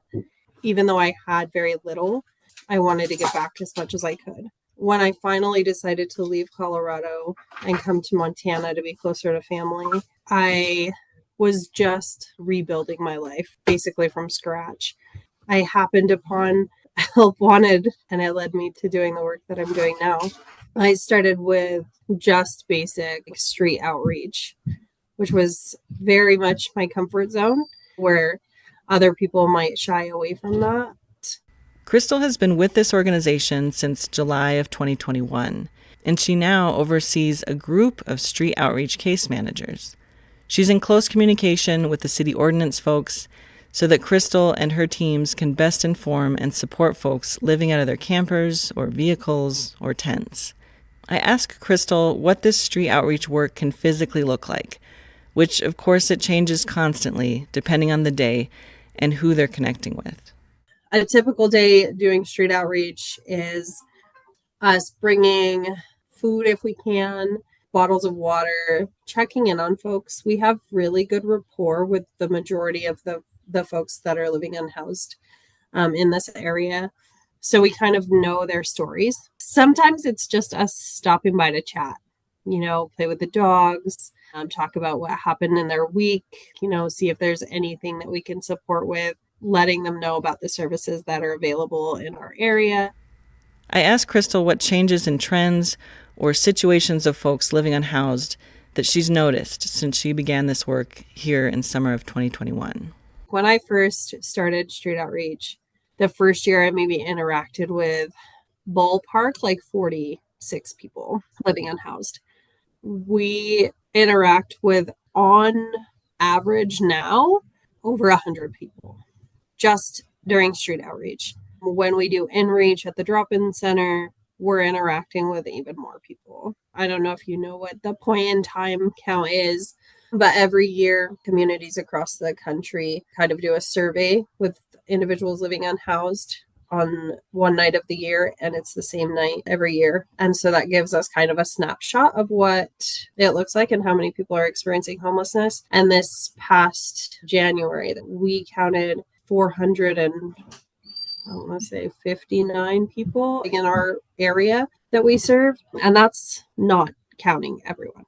That's a lot of individuals compared to the, I think, 200 that we got last year. So it's gone up considerably.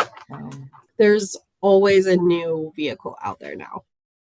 I think sometimes folks that have not experienced homelessness can see those who are unhoused as kind of a monolith. And of course, that's not true. And I'm wondering if, from your own experience in Street Outreach, if you can just share with us a little bit about the diversity of stories of what brought people to that situation, that there's not just one identity or demographic that equates to the homeless population.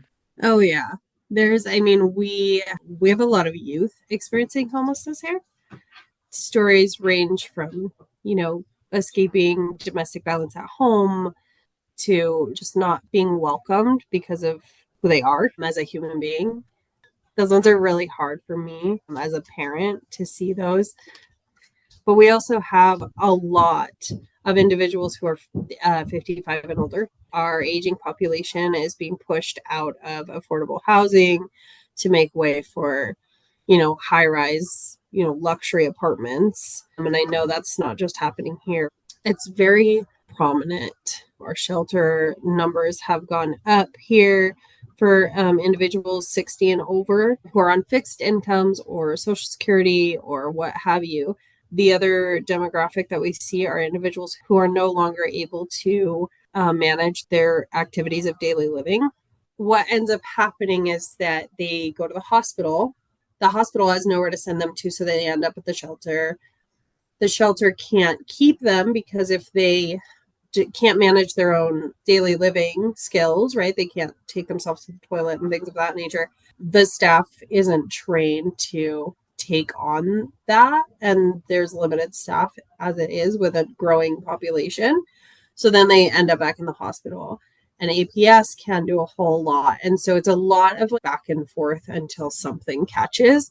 And watching that is also truly heartbreaking because I do hear that a lot, like, oh, well, they should just get a job, or, oh, they just want to be out there. I'll be really honest, I hate the term urban camping because it feels like, I love to go camping. We live in Montana, right? You probably love camping.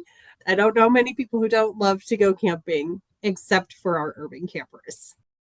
Words matter so much. I could go on for hours about that, but yeah, I think it makes a big difference in how the community sees people. I'll tell you, my team and we were actually training a new staff, and we were doing outreach, and we all had like our name tags and our swag, as it were. And we were speaking with one of our unhoused customers he's elderly. He is on very fixed income. And we were just standing by his home, speaking with him.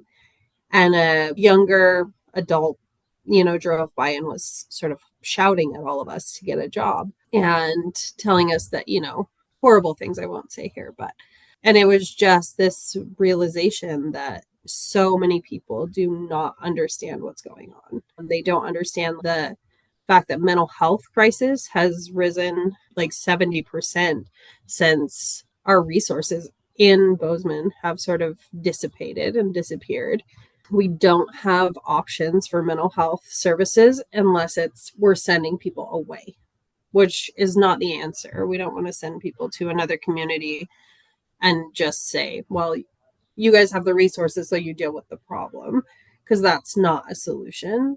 And of course, that those very stigmatized individuals do exist. That's a reality. There is crime happening, drug use, and they don't just exist in homeless encampments. As a recovering addict myself, I've seen people with, CEO positions that are users. It is not a sign of why they're homeless. It's how they're coping with it. And I think that that's something that people should understand. I circle back with Crystal on her mention of how words matter, and I ask her to elaborate on that for me. One of the things that we are constantly talking about, things that I talk to my staff about too, how we are speaking about our customers and how we speak to them is huge. And it's so important. It's invaluable in how they continue to show up for themselves as well. When I look at the community as a whole, I don't see a lot of that understanding. And I think it comes from lack of exposure to the reality of what's happening versus I want to say like the more commercialized version of homelessness, which is that stigma that everybody kind of clings to. But things like urban camping and talking about how it's an eyesore. I can see it from both sides. Those things that get printed in the news and that get regurgitated by our city officials and organizations and businesses and things of that nature, those words are making a constant daily impact on individuals. And they also impact how that person is going to reach out for help. I can tell you that there are so many times when I offer services to people and they're like, why should I bother filling out this housing application? They're just going to judge me for this, that, or the other. I asked Crystal if she's willing to share about any specific folks that she's worked with, whose stories or experiences stand out to her, of course, while keeping identities anonymous. Yeah, as you're asking me that question, I'm like kind of thinking about there's so many people. I feel a closeness to every single person that I interact with.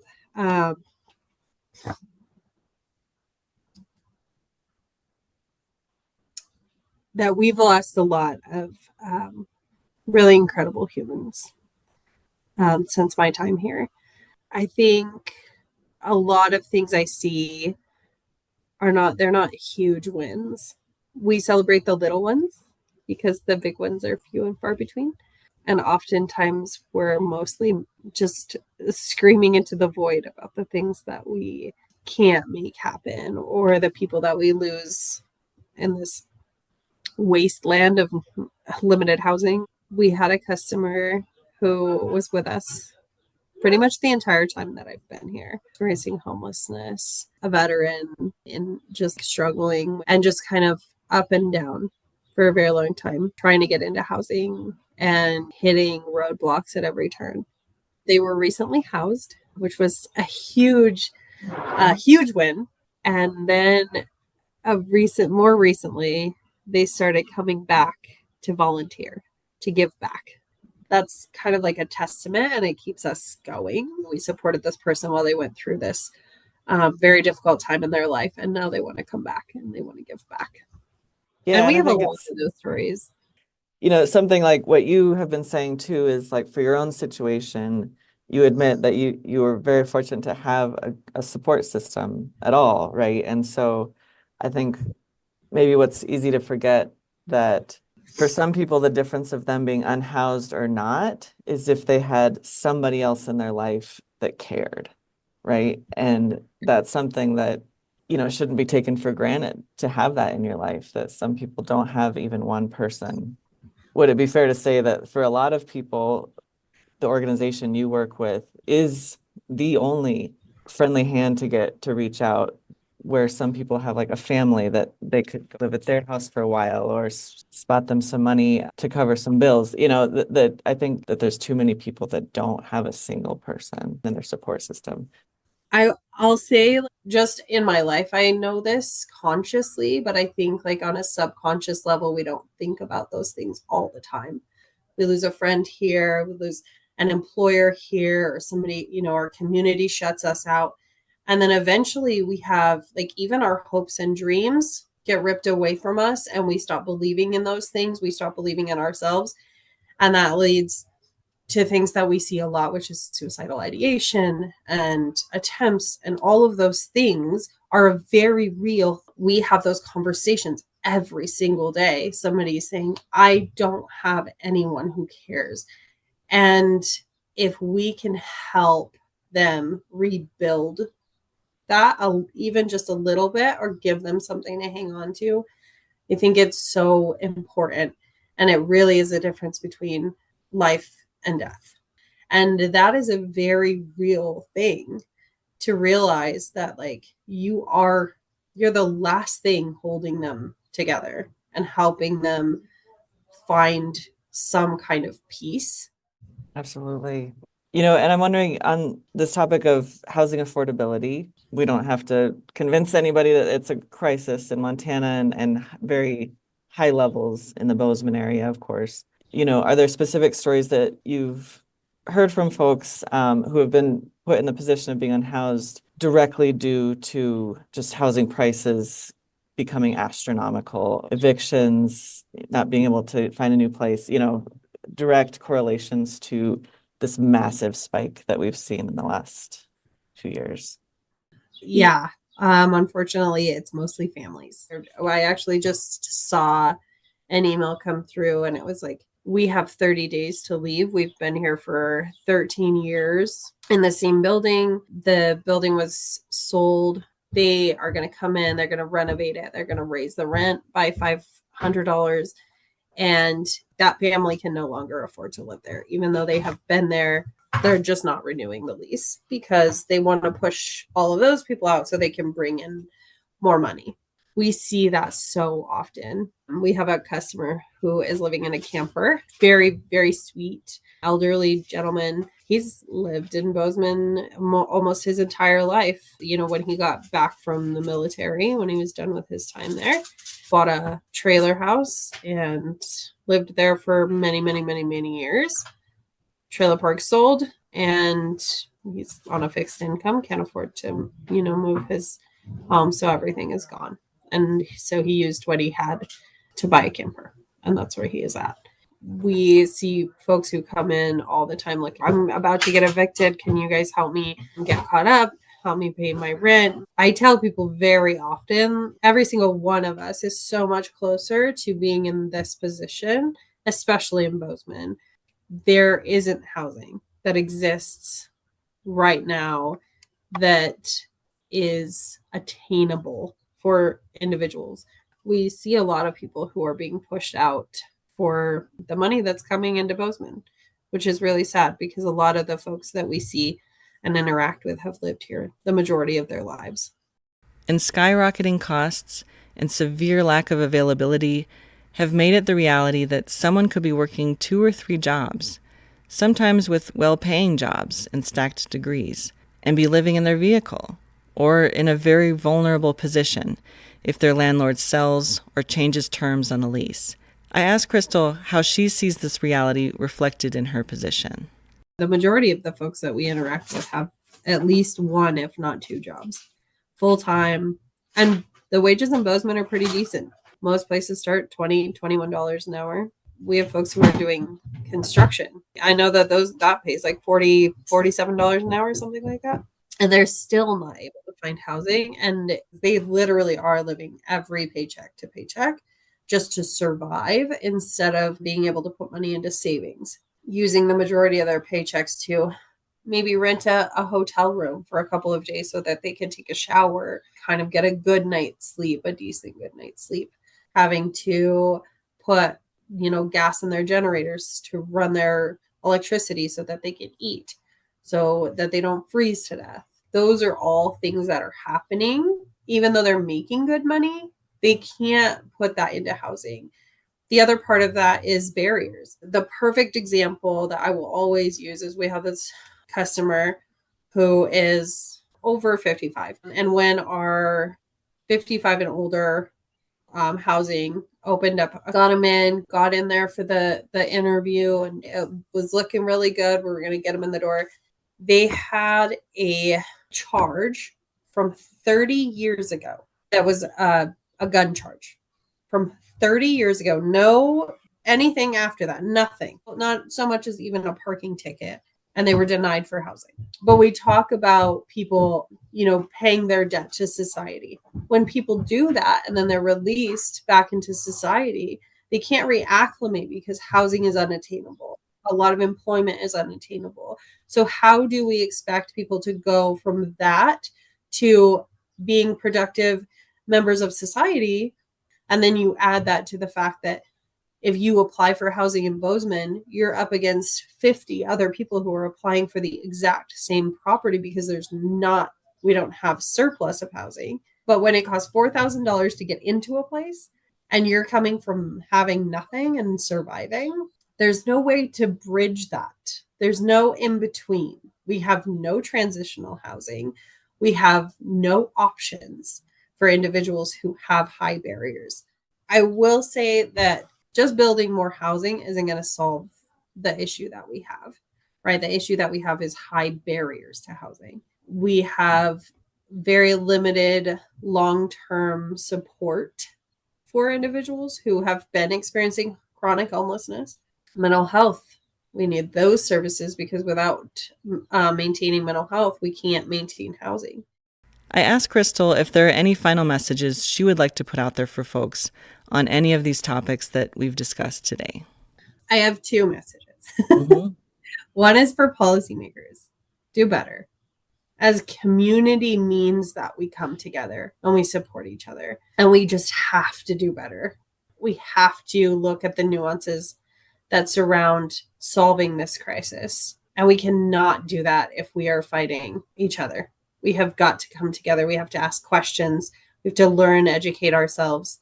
And for anyone else, honestly, in the community, if you aren't sure and you want to know more, I urge you to contact local shelters, local outreach teams. We have to start asking questions. We cannot continue assuming that we know what's going on. Ask questions, learn, get involved, volunteer. We have to come together. I can watch the news and see all of the ways that our world is falling apart right now. The only way for our country to thrive and for us to solve this is for us to come together as human beings, forgetting about all of the labels and all of that toxic rhetoric that we hear, the propaganda, all of it. Just remember that we're all human beings. How would you want to be treated if that was how you were living? If that was your child?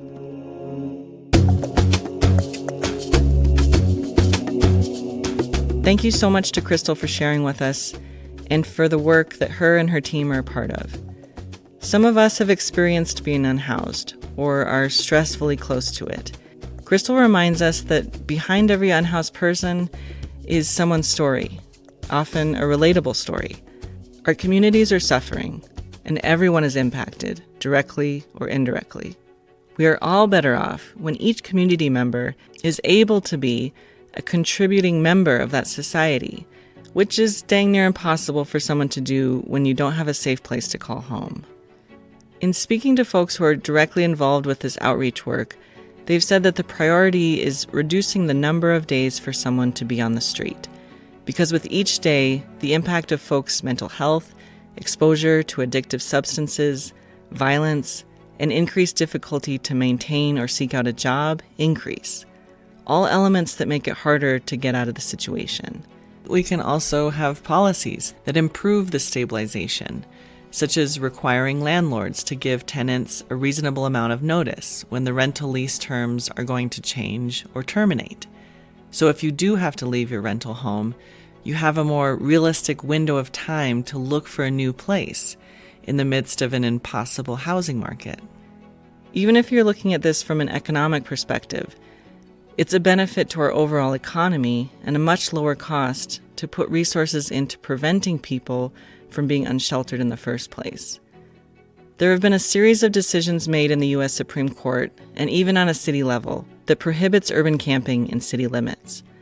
The city of Whitefish has been taking public comments and weighing the decision of closing the doors on the warming center there due to permitting technicalities, which, if you are in Whitefish, they've extended the making of a decision until mid-September.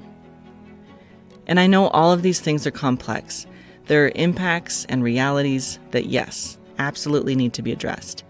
But I'll just put it out there, no one ever has to agree with me.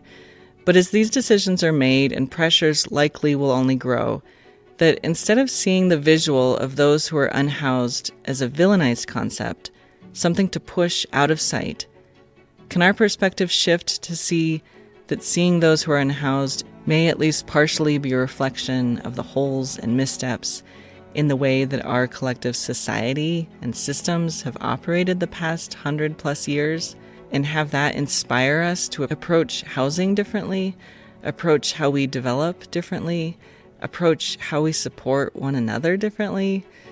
Not in a kumbaya, mushy kind of way, but a hey, let's work towards an improved society way. As we've heard today, we need a lot of creative moving parts, combining what has worked in the past with improved methods of the future. And all of those moving parts need planning. Our final voice today will be Jen Magic, who has spent a career as a community planning expert and consultant in Montana, and all that that entails. Jen came to Montana in 1995 with a master's degree in community planning. She worked 2 years as a Helena city planner, 10 years with Gallatin County Planning Department, including 5 as a planning director. She's been a community planning consultant for the past 6 years, helping smaller communities in southwest Montana. And in 2020, she was appointed to the Bozeman City Commission. In 2022, she was elected a 2-year term there and re-elected last November for a 4-year term. It's clear from her mentioned career, and as she says, community planning is a part of who she is. I spoke with Jen about how the single word or concept of housing is not a singular category or topic, and I asked her to draw the lines for us of how housing impacts every element of our place. I think that we've done a good job in this country providing housing, perhaps for the middle class and upper class, and that the free market has helped that, as well as kind of a regulatory environment that involves zoning. But what I think that has been missing in that is housing mostly for the lower class. And we're seeing that now expand to the middle class, that housing in some communities has become so expensive that we're leaving behind the middle class and the lower class. The critical question is, how do we interject a different kind of housing into our communities? And it's easier said than done. If a community does not provide housing for everyone who works in a particular community, that community pretty much is putting its question and problems off to someplace else. It's sort of an out of sight, out of mind concept. A community like Bozeman, we for decades have been building a certain type of housing. Housing has become incredibly expensive here. We're seeing that growth and that pressure pushed further and further out where needs aren't being made even within our county. And I think that's happening around Montana. And on that, with the growing pressures that the housing situation is creating, conversations become tense. And I think when that happens, people want to look for a singular thing to blame. Yes. So on that, from your perspective of being a city commissioner in Bozeman, if you can kind of shed some insight for layman public of what kind of control or power local government does have in terms of ensuring affordability, and also what is out of the control of local government.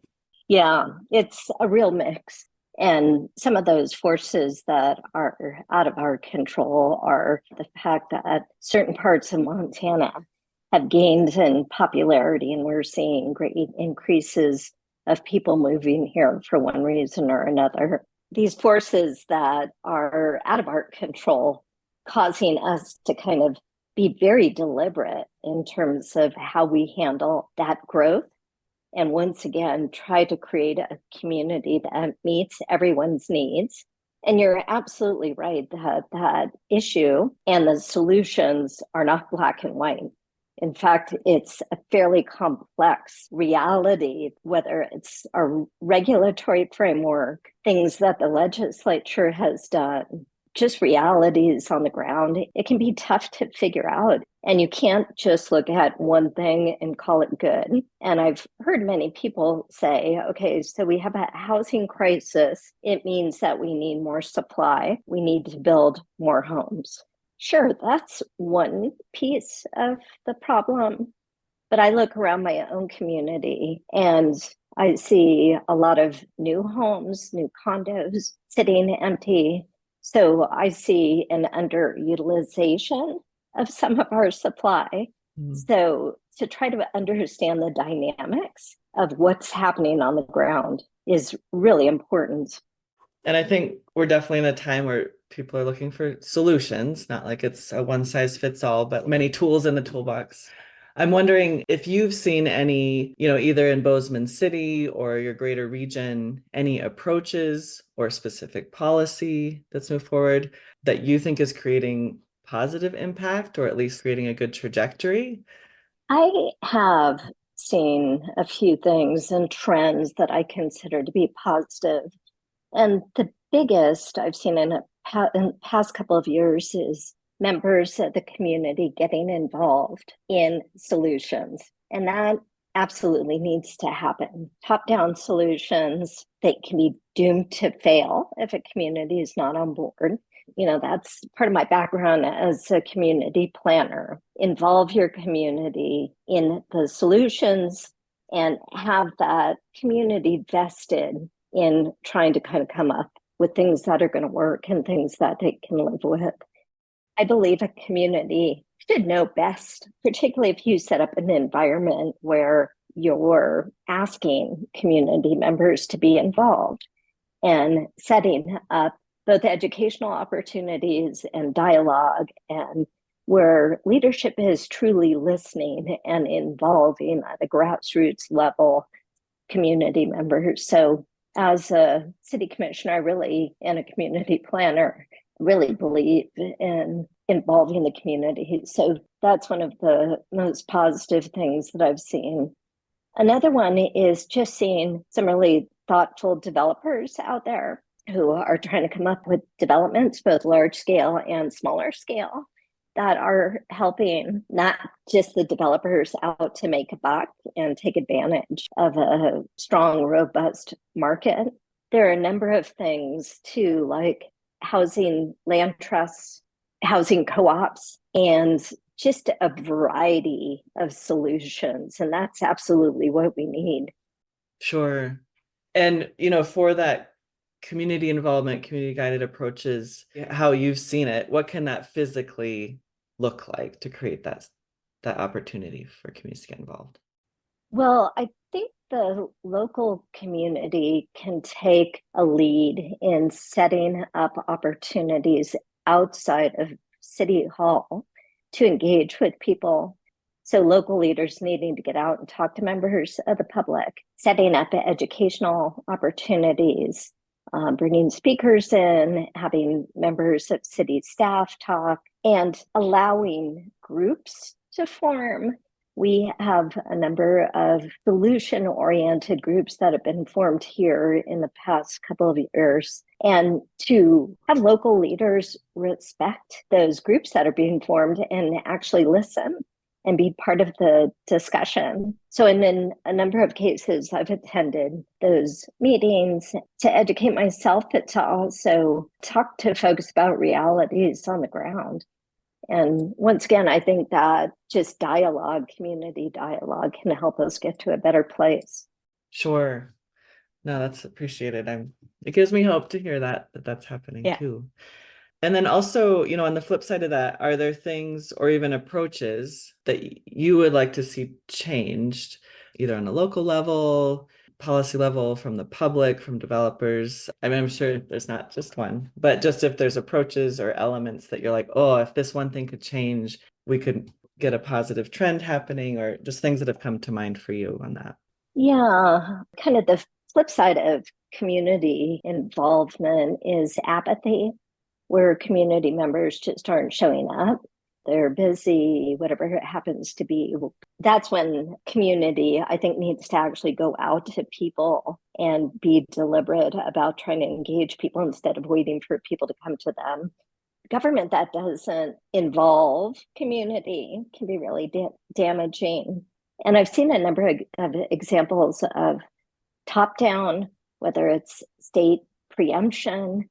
And I do feel that there is some good intention by some of the things that state legislators did, but it frustrates places that are trying to also provide solutions, taking away local control or taking away fixes that have worked, perhaps for a community, like the ability to create housing through inclusionary zoning. So adding a layer that requires a certain amount of affordable housing when a development goes in.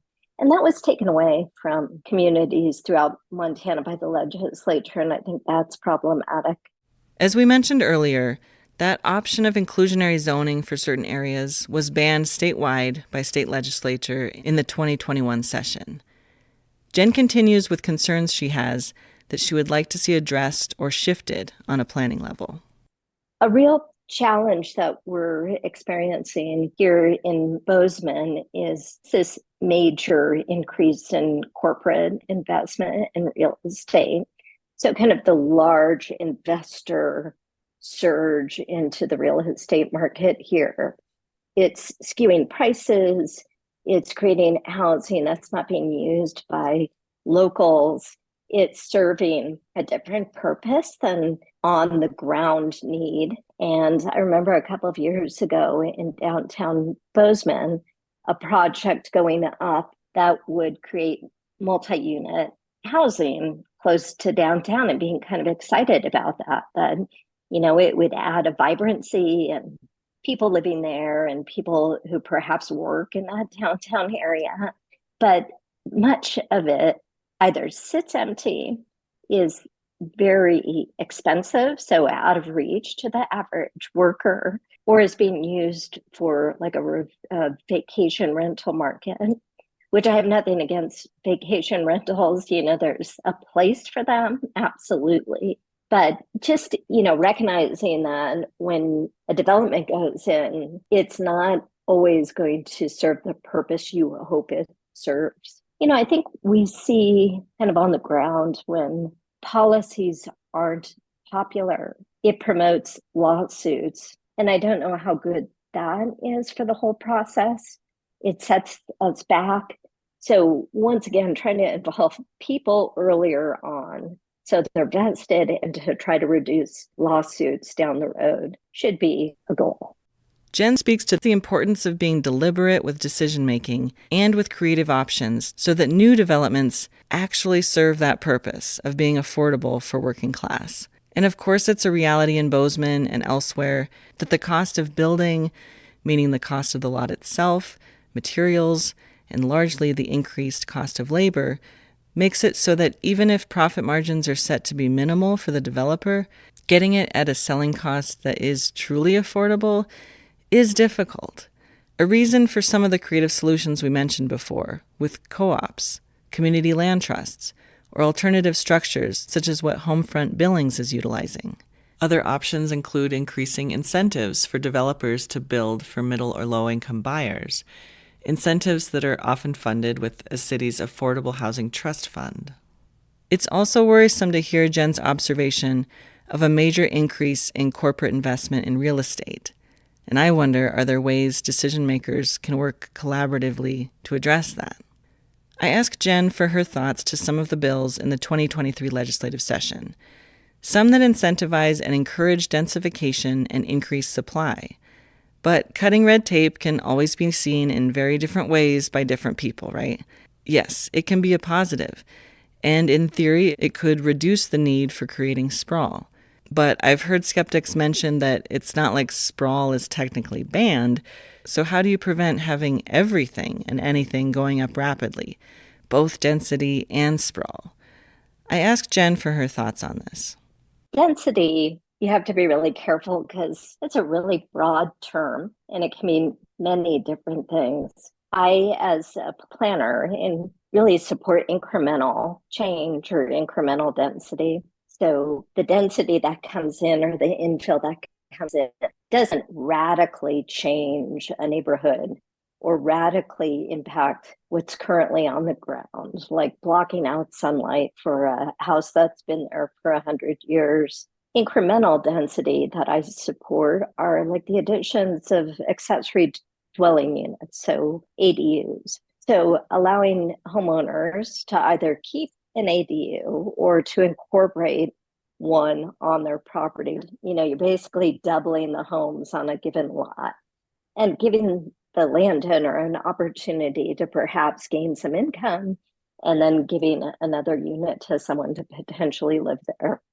Duplexes on a lot, I think, are another way to add incremental density. I live in the downtown Bozeman, and I live in a R1 zoning district, which is single family. But all around me is a variety of housing types. I've got a duplex across the street from me, a fourplex behind me, a 5-unit apartment a block away. So there is a lot of variety, and that's kind of what our forefathers and foremothers did back in the old days. Some of these were built originally as duplexes, or some were built originally as single-family homes, and people came in and changed them to accommodate need. You know, I live close to MSU, so to add more residential density and opportunities through these larger homes that were being underutilized. So it's actually become kind of a thing called traditional neighborhood design. And it's going back to real common sense kind of compact neighborhood design that is on smaller lots, so better use of resources, better use of stuff like infrastructure. You don't need a street going out a mile to get to it, shorter, pipes, and being walkable and bikeable so people don't have to hop in their car every time they need to get a gallon of milk or a cup of coffee. Traditional neighborhoods, if you look at them throughout Montana, there was a lot of good sense that went into that development. We in the planning profession have been looking back at those trends from the past and trying to replicate them. And I think we have a number of examples, including Bridger View in Bozeman that was approved and recently built out in the past couple of years, real compact neighborhood, smaller streets, smaller lots, a diversity of housing types within, like a 7-8 acre plot of land next to a big park, close to trails. And when we get those examples as city leaders, we're able to kind of point to them and say, gosh, this is kind of what we need some more of. This helps build a more sustainable community. This is better for human health. People aren't having to commute 40 miles to get to a job. So just looking to the past and trying to replicate good ideas and then making sure that you've got a regulatory environment or an environment that supports that. And it's kind of that combination of looking to what has worked in the past, taking those elements and then also incorporating new creativity going forward. I asked Jen her thoughts about another concern that comes up from the public when it comes to additional development, an assumption that impacts on infrastructure or environmental impact is overlooked. She said it really depends on how much a community or area is preparing itself to accommodate change. And that is found in things such as the growth policy, or it's called a comprehensive plan. This plan should reflect the values and address the concerns of the community members, such as clean air, water, human health, affordability, walkability, etc. Jen says how some communities have worked and are working hard to have a sound, comprehensive plan, but some just don't have the capacity to do that, as it is a long, time-consuming process to do it in a meaningful way. But as we learned, the Montana Land Use Policy Act, that passed last year with strong bipartisan support mandates this process to take place for cities of a certain size. Jen says the state legislature has done a good job through the Department of Commerce to make grants available for communities to fund their comprehensive planning efforts and to ensure that they can add teeth to those plans, which is done through zoning. In 2023, the state legislature added $225 million to the budget to help these community planning efforts. We put a link to these grant applications in this episode's show notes, and the deadline for the next grant cycle is November 1st of 2024. Jen says she's curious to see how the whole process plays out, and that we need to see evidence of how these new policies have impacted things on the ground, which of course is going to take some time to see. So in the meantime, Jen says how important it is for everyone to look around to other places outside of Montana who have proven success with certain policies or approaches, and to learn from that. Now back to my conversation with Jen. Earlier when you'd mentioned that you've seen hope in having developers that are, looking at things creatively and kind of positively engaging in how they move forward with their work. If there's a specific example of what that can entail.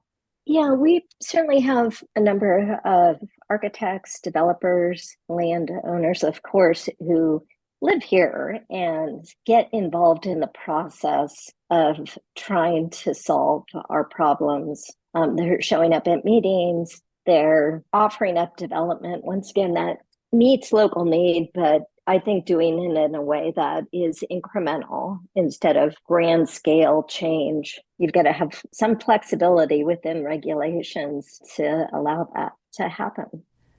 I asked Jen if there are any calls to action she wants to put out there. And of course, action can include an approach, a conversation, or simply creating a mind frame.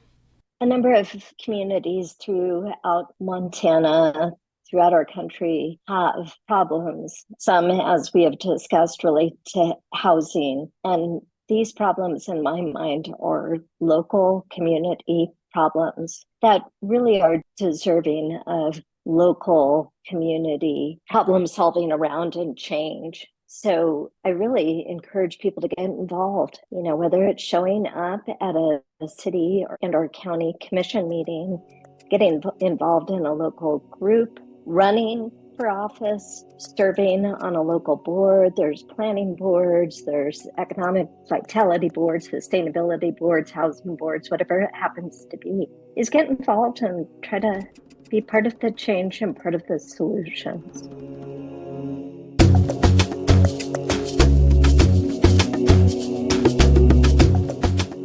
On that mention of community involvement and engagement, how do decision makers work to make those equitable opportunities truly inclusive? Also, yes, it's so fantastic to have new folks running for different offices and boards. And how do we also make those positions more accessible? Not all city councils are paid positions. And even on a state level, legislators don't make much from their hourly wage. Last year, Governor Gianforte vetoed a bill that would provide legislators a pay bump. And there's no childcare service available at the Capitol. All of these things make it more likely that the people running for these positions are likely older and independently wealthy, which doesn't make it for accurate representation. If you do see someone, maybe even a friend of yours, running for a local or state office who may not come from money or resources to run, but are doing it anyways, I encourage you to show up to support them if you can. Volunteer to help put up signs or do outreach. Let's support each other to create more inclusive representation. Thank you so much to Jen Magic for sharing your knowledge and decades of experience with us. In addition to her position on the Bozeman City Commission, she is also currently working with the Montana Environmental Information Center, or MEIC, on developing their Sustainable Communities program. MEIC is a nonprofit with a mission to protect and restore the land, air, water, and life-sustaining climate of Montana through advocacy, education, and community empowerment. MEIC's Sustainable Communities Advocate program focuses on advocating for community developments in Montana that includes public participation and housing policies that support environmentally conscious and economically equitable communities. You can find them at meic.org. I also want to give a shout out to one more organization, HRDC, Human Resource Development Council, which operates nearly 50 programs to improve lives for community members in Bozeman, Livingston, and across southwest Montana. Some of their programs include providing meals for kids, adults, and elders who face food insecurity, provide emergency shelter and transitional housing. They connect folks to affordable housing. They provide homebuyer education, and so much more. You can learn more about all of their work at thehdrc.org. The pressures of housing are not a phase. This is one of the main issues of today and going forward. It needs to be front and center in discussions, action, creativity, open-mindedness, so we can collectively put in place a system that will maintain thriving communities going into the future. And I do encourage us all not to villainize things such as planning and the big scary Z word, zoning, as some can associate it with government control. I, for one, am staunchly against government control or overreach, and I hope that we can all learn to separate community-informed planning from government control, or else we will likely look around one day very soon and see that all of Montana has become something that doesn't work for anything or anyone, the people, the land, waters, or wildlife that make up this place.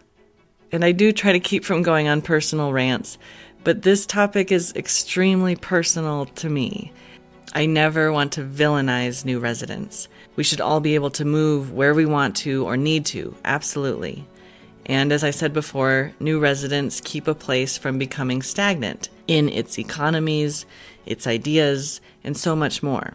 It's just something that gets to me when people move here who are very wealthy and they get their Montana dream home, that I hope at the very least they have an awareness of the impact that that can create. As we've discussed today, our housing crisis is the result of 1,000,001 factors. But if you do move here with a hefty amount of finances, that's great. You probably worked really hard for them. And Montana has a lot of organizations and causes that need donors. Organizations that are working to maintain the things that likely made you move to Montana in the first place. If you do have a generous amount of finances, my thought is to recommend that you connect to your community by showing up at the food bank to volunteer, or donating to a community land trust or an affordable housing trust fund in your area. Stand beside other residents to demand growth policy plans and legislation that creates housing for working class, middle, or low-income earners. Yes, even if it is in your backyard. And I know there are people who move here with money that do all of these things to give back. I thank you for it. I just had to make a mention of this because I fear the trends are pushing us to a place where soon there will be no one left to care about community, to advocate for the deliberate efforts that need to happen to ensure that there's a thriving community for all of us. And hey, maybe Montana can show the world what it can look like to have a community of diverse incomes who aren't full of resentment towards one another, but actually thriving alongside one another. And of course, this sentiment and message can apply to everyone all over the world. Thank you so much to everyone who shared with us for this episode, and big thanks to all of you for listening. There was a lot in this one, I know. And of course, I hope you continue to educate yourself, listen, share your own perspective with folks, and find opportunities in your community to engage and provide input in plans and policies. Thank you to Shawnee Seckham for research and editing support with this episode. In this episode's show notes, you'll find links to all of the entities and resources that we mentioned here today. This episode was generously supported by Headwaters Foundation, working side by side with Western Montanans to improve the health of our communities. They believe that housing is part of the foundation for a healthier, more equitable future. Learn more at headwatersmt.org, and I thank them greatly for their support in making this episode possible. We would appreciate it if you're able to share this episode with others. I'll give a shout out to our Life in the Land project, which is a series of films and podcasts hearing from folks around rural Montana, speaking to the value in community-guided and collaborative efforts. and connecting the health of communities to the health of the landscape that they're a part of. This content is free and available at lifeintheland.org.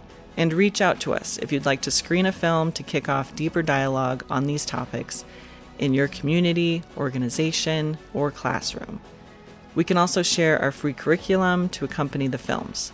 Find out more about all of our work, including films and story workshops, at storiesforaction.org. And check us out on Instagram and Facebook at Stories for Action. And thank you so much for being a part of our community, where our mission is to use the power of storytelling to create human connection and advance a thriving planet for all.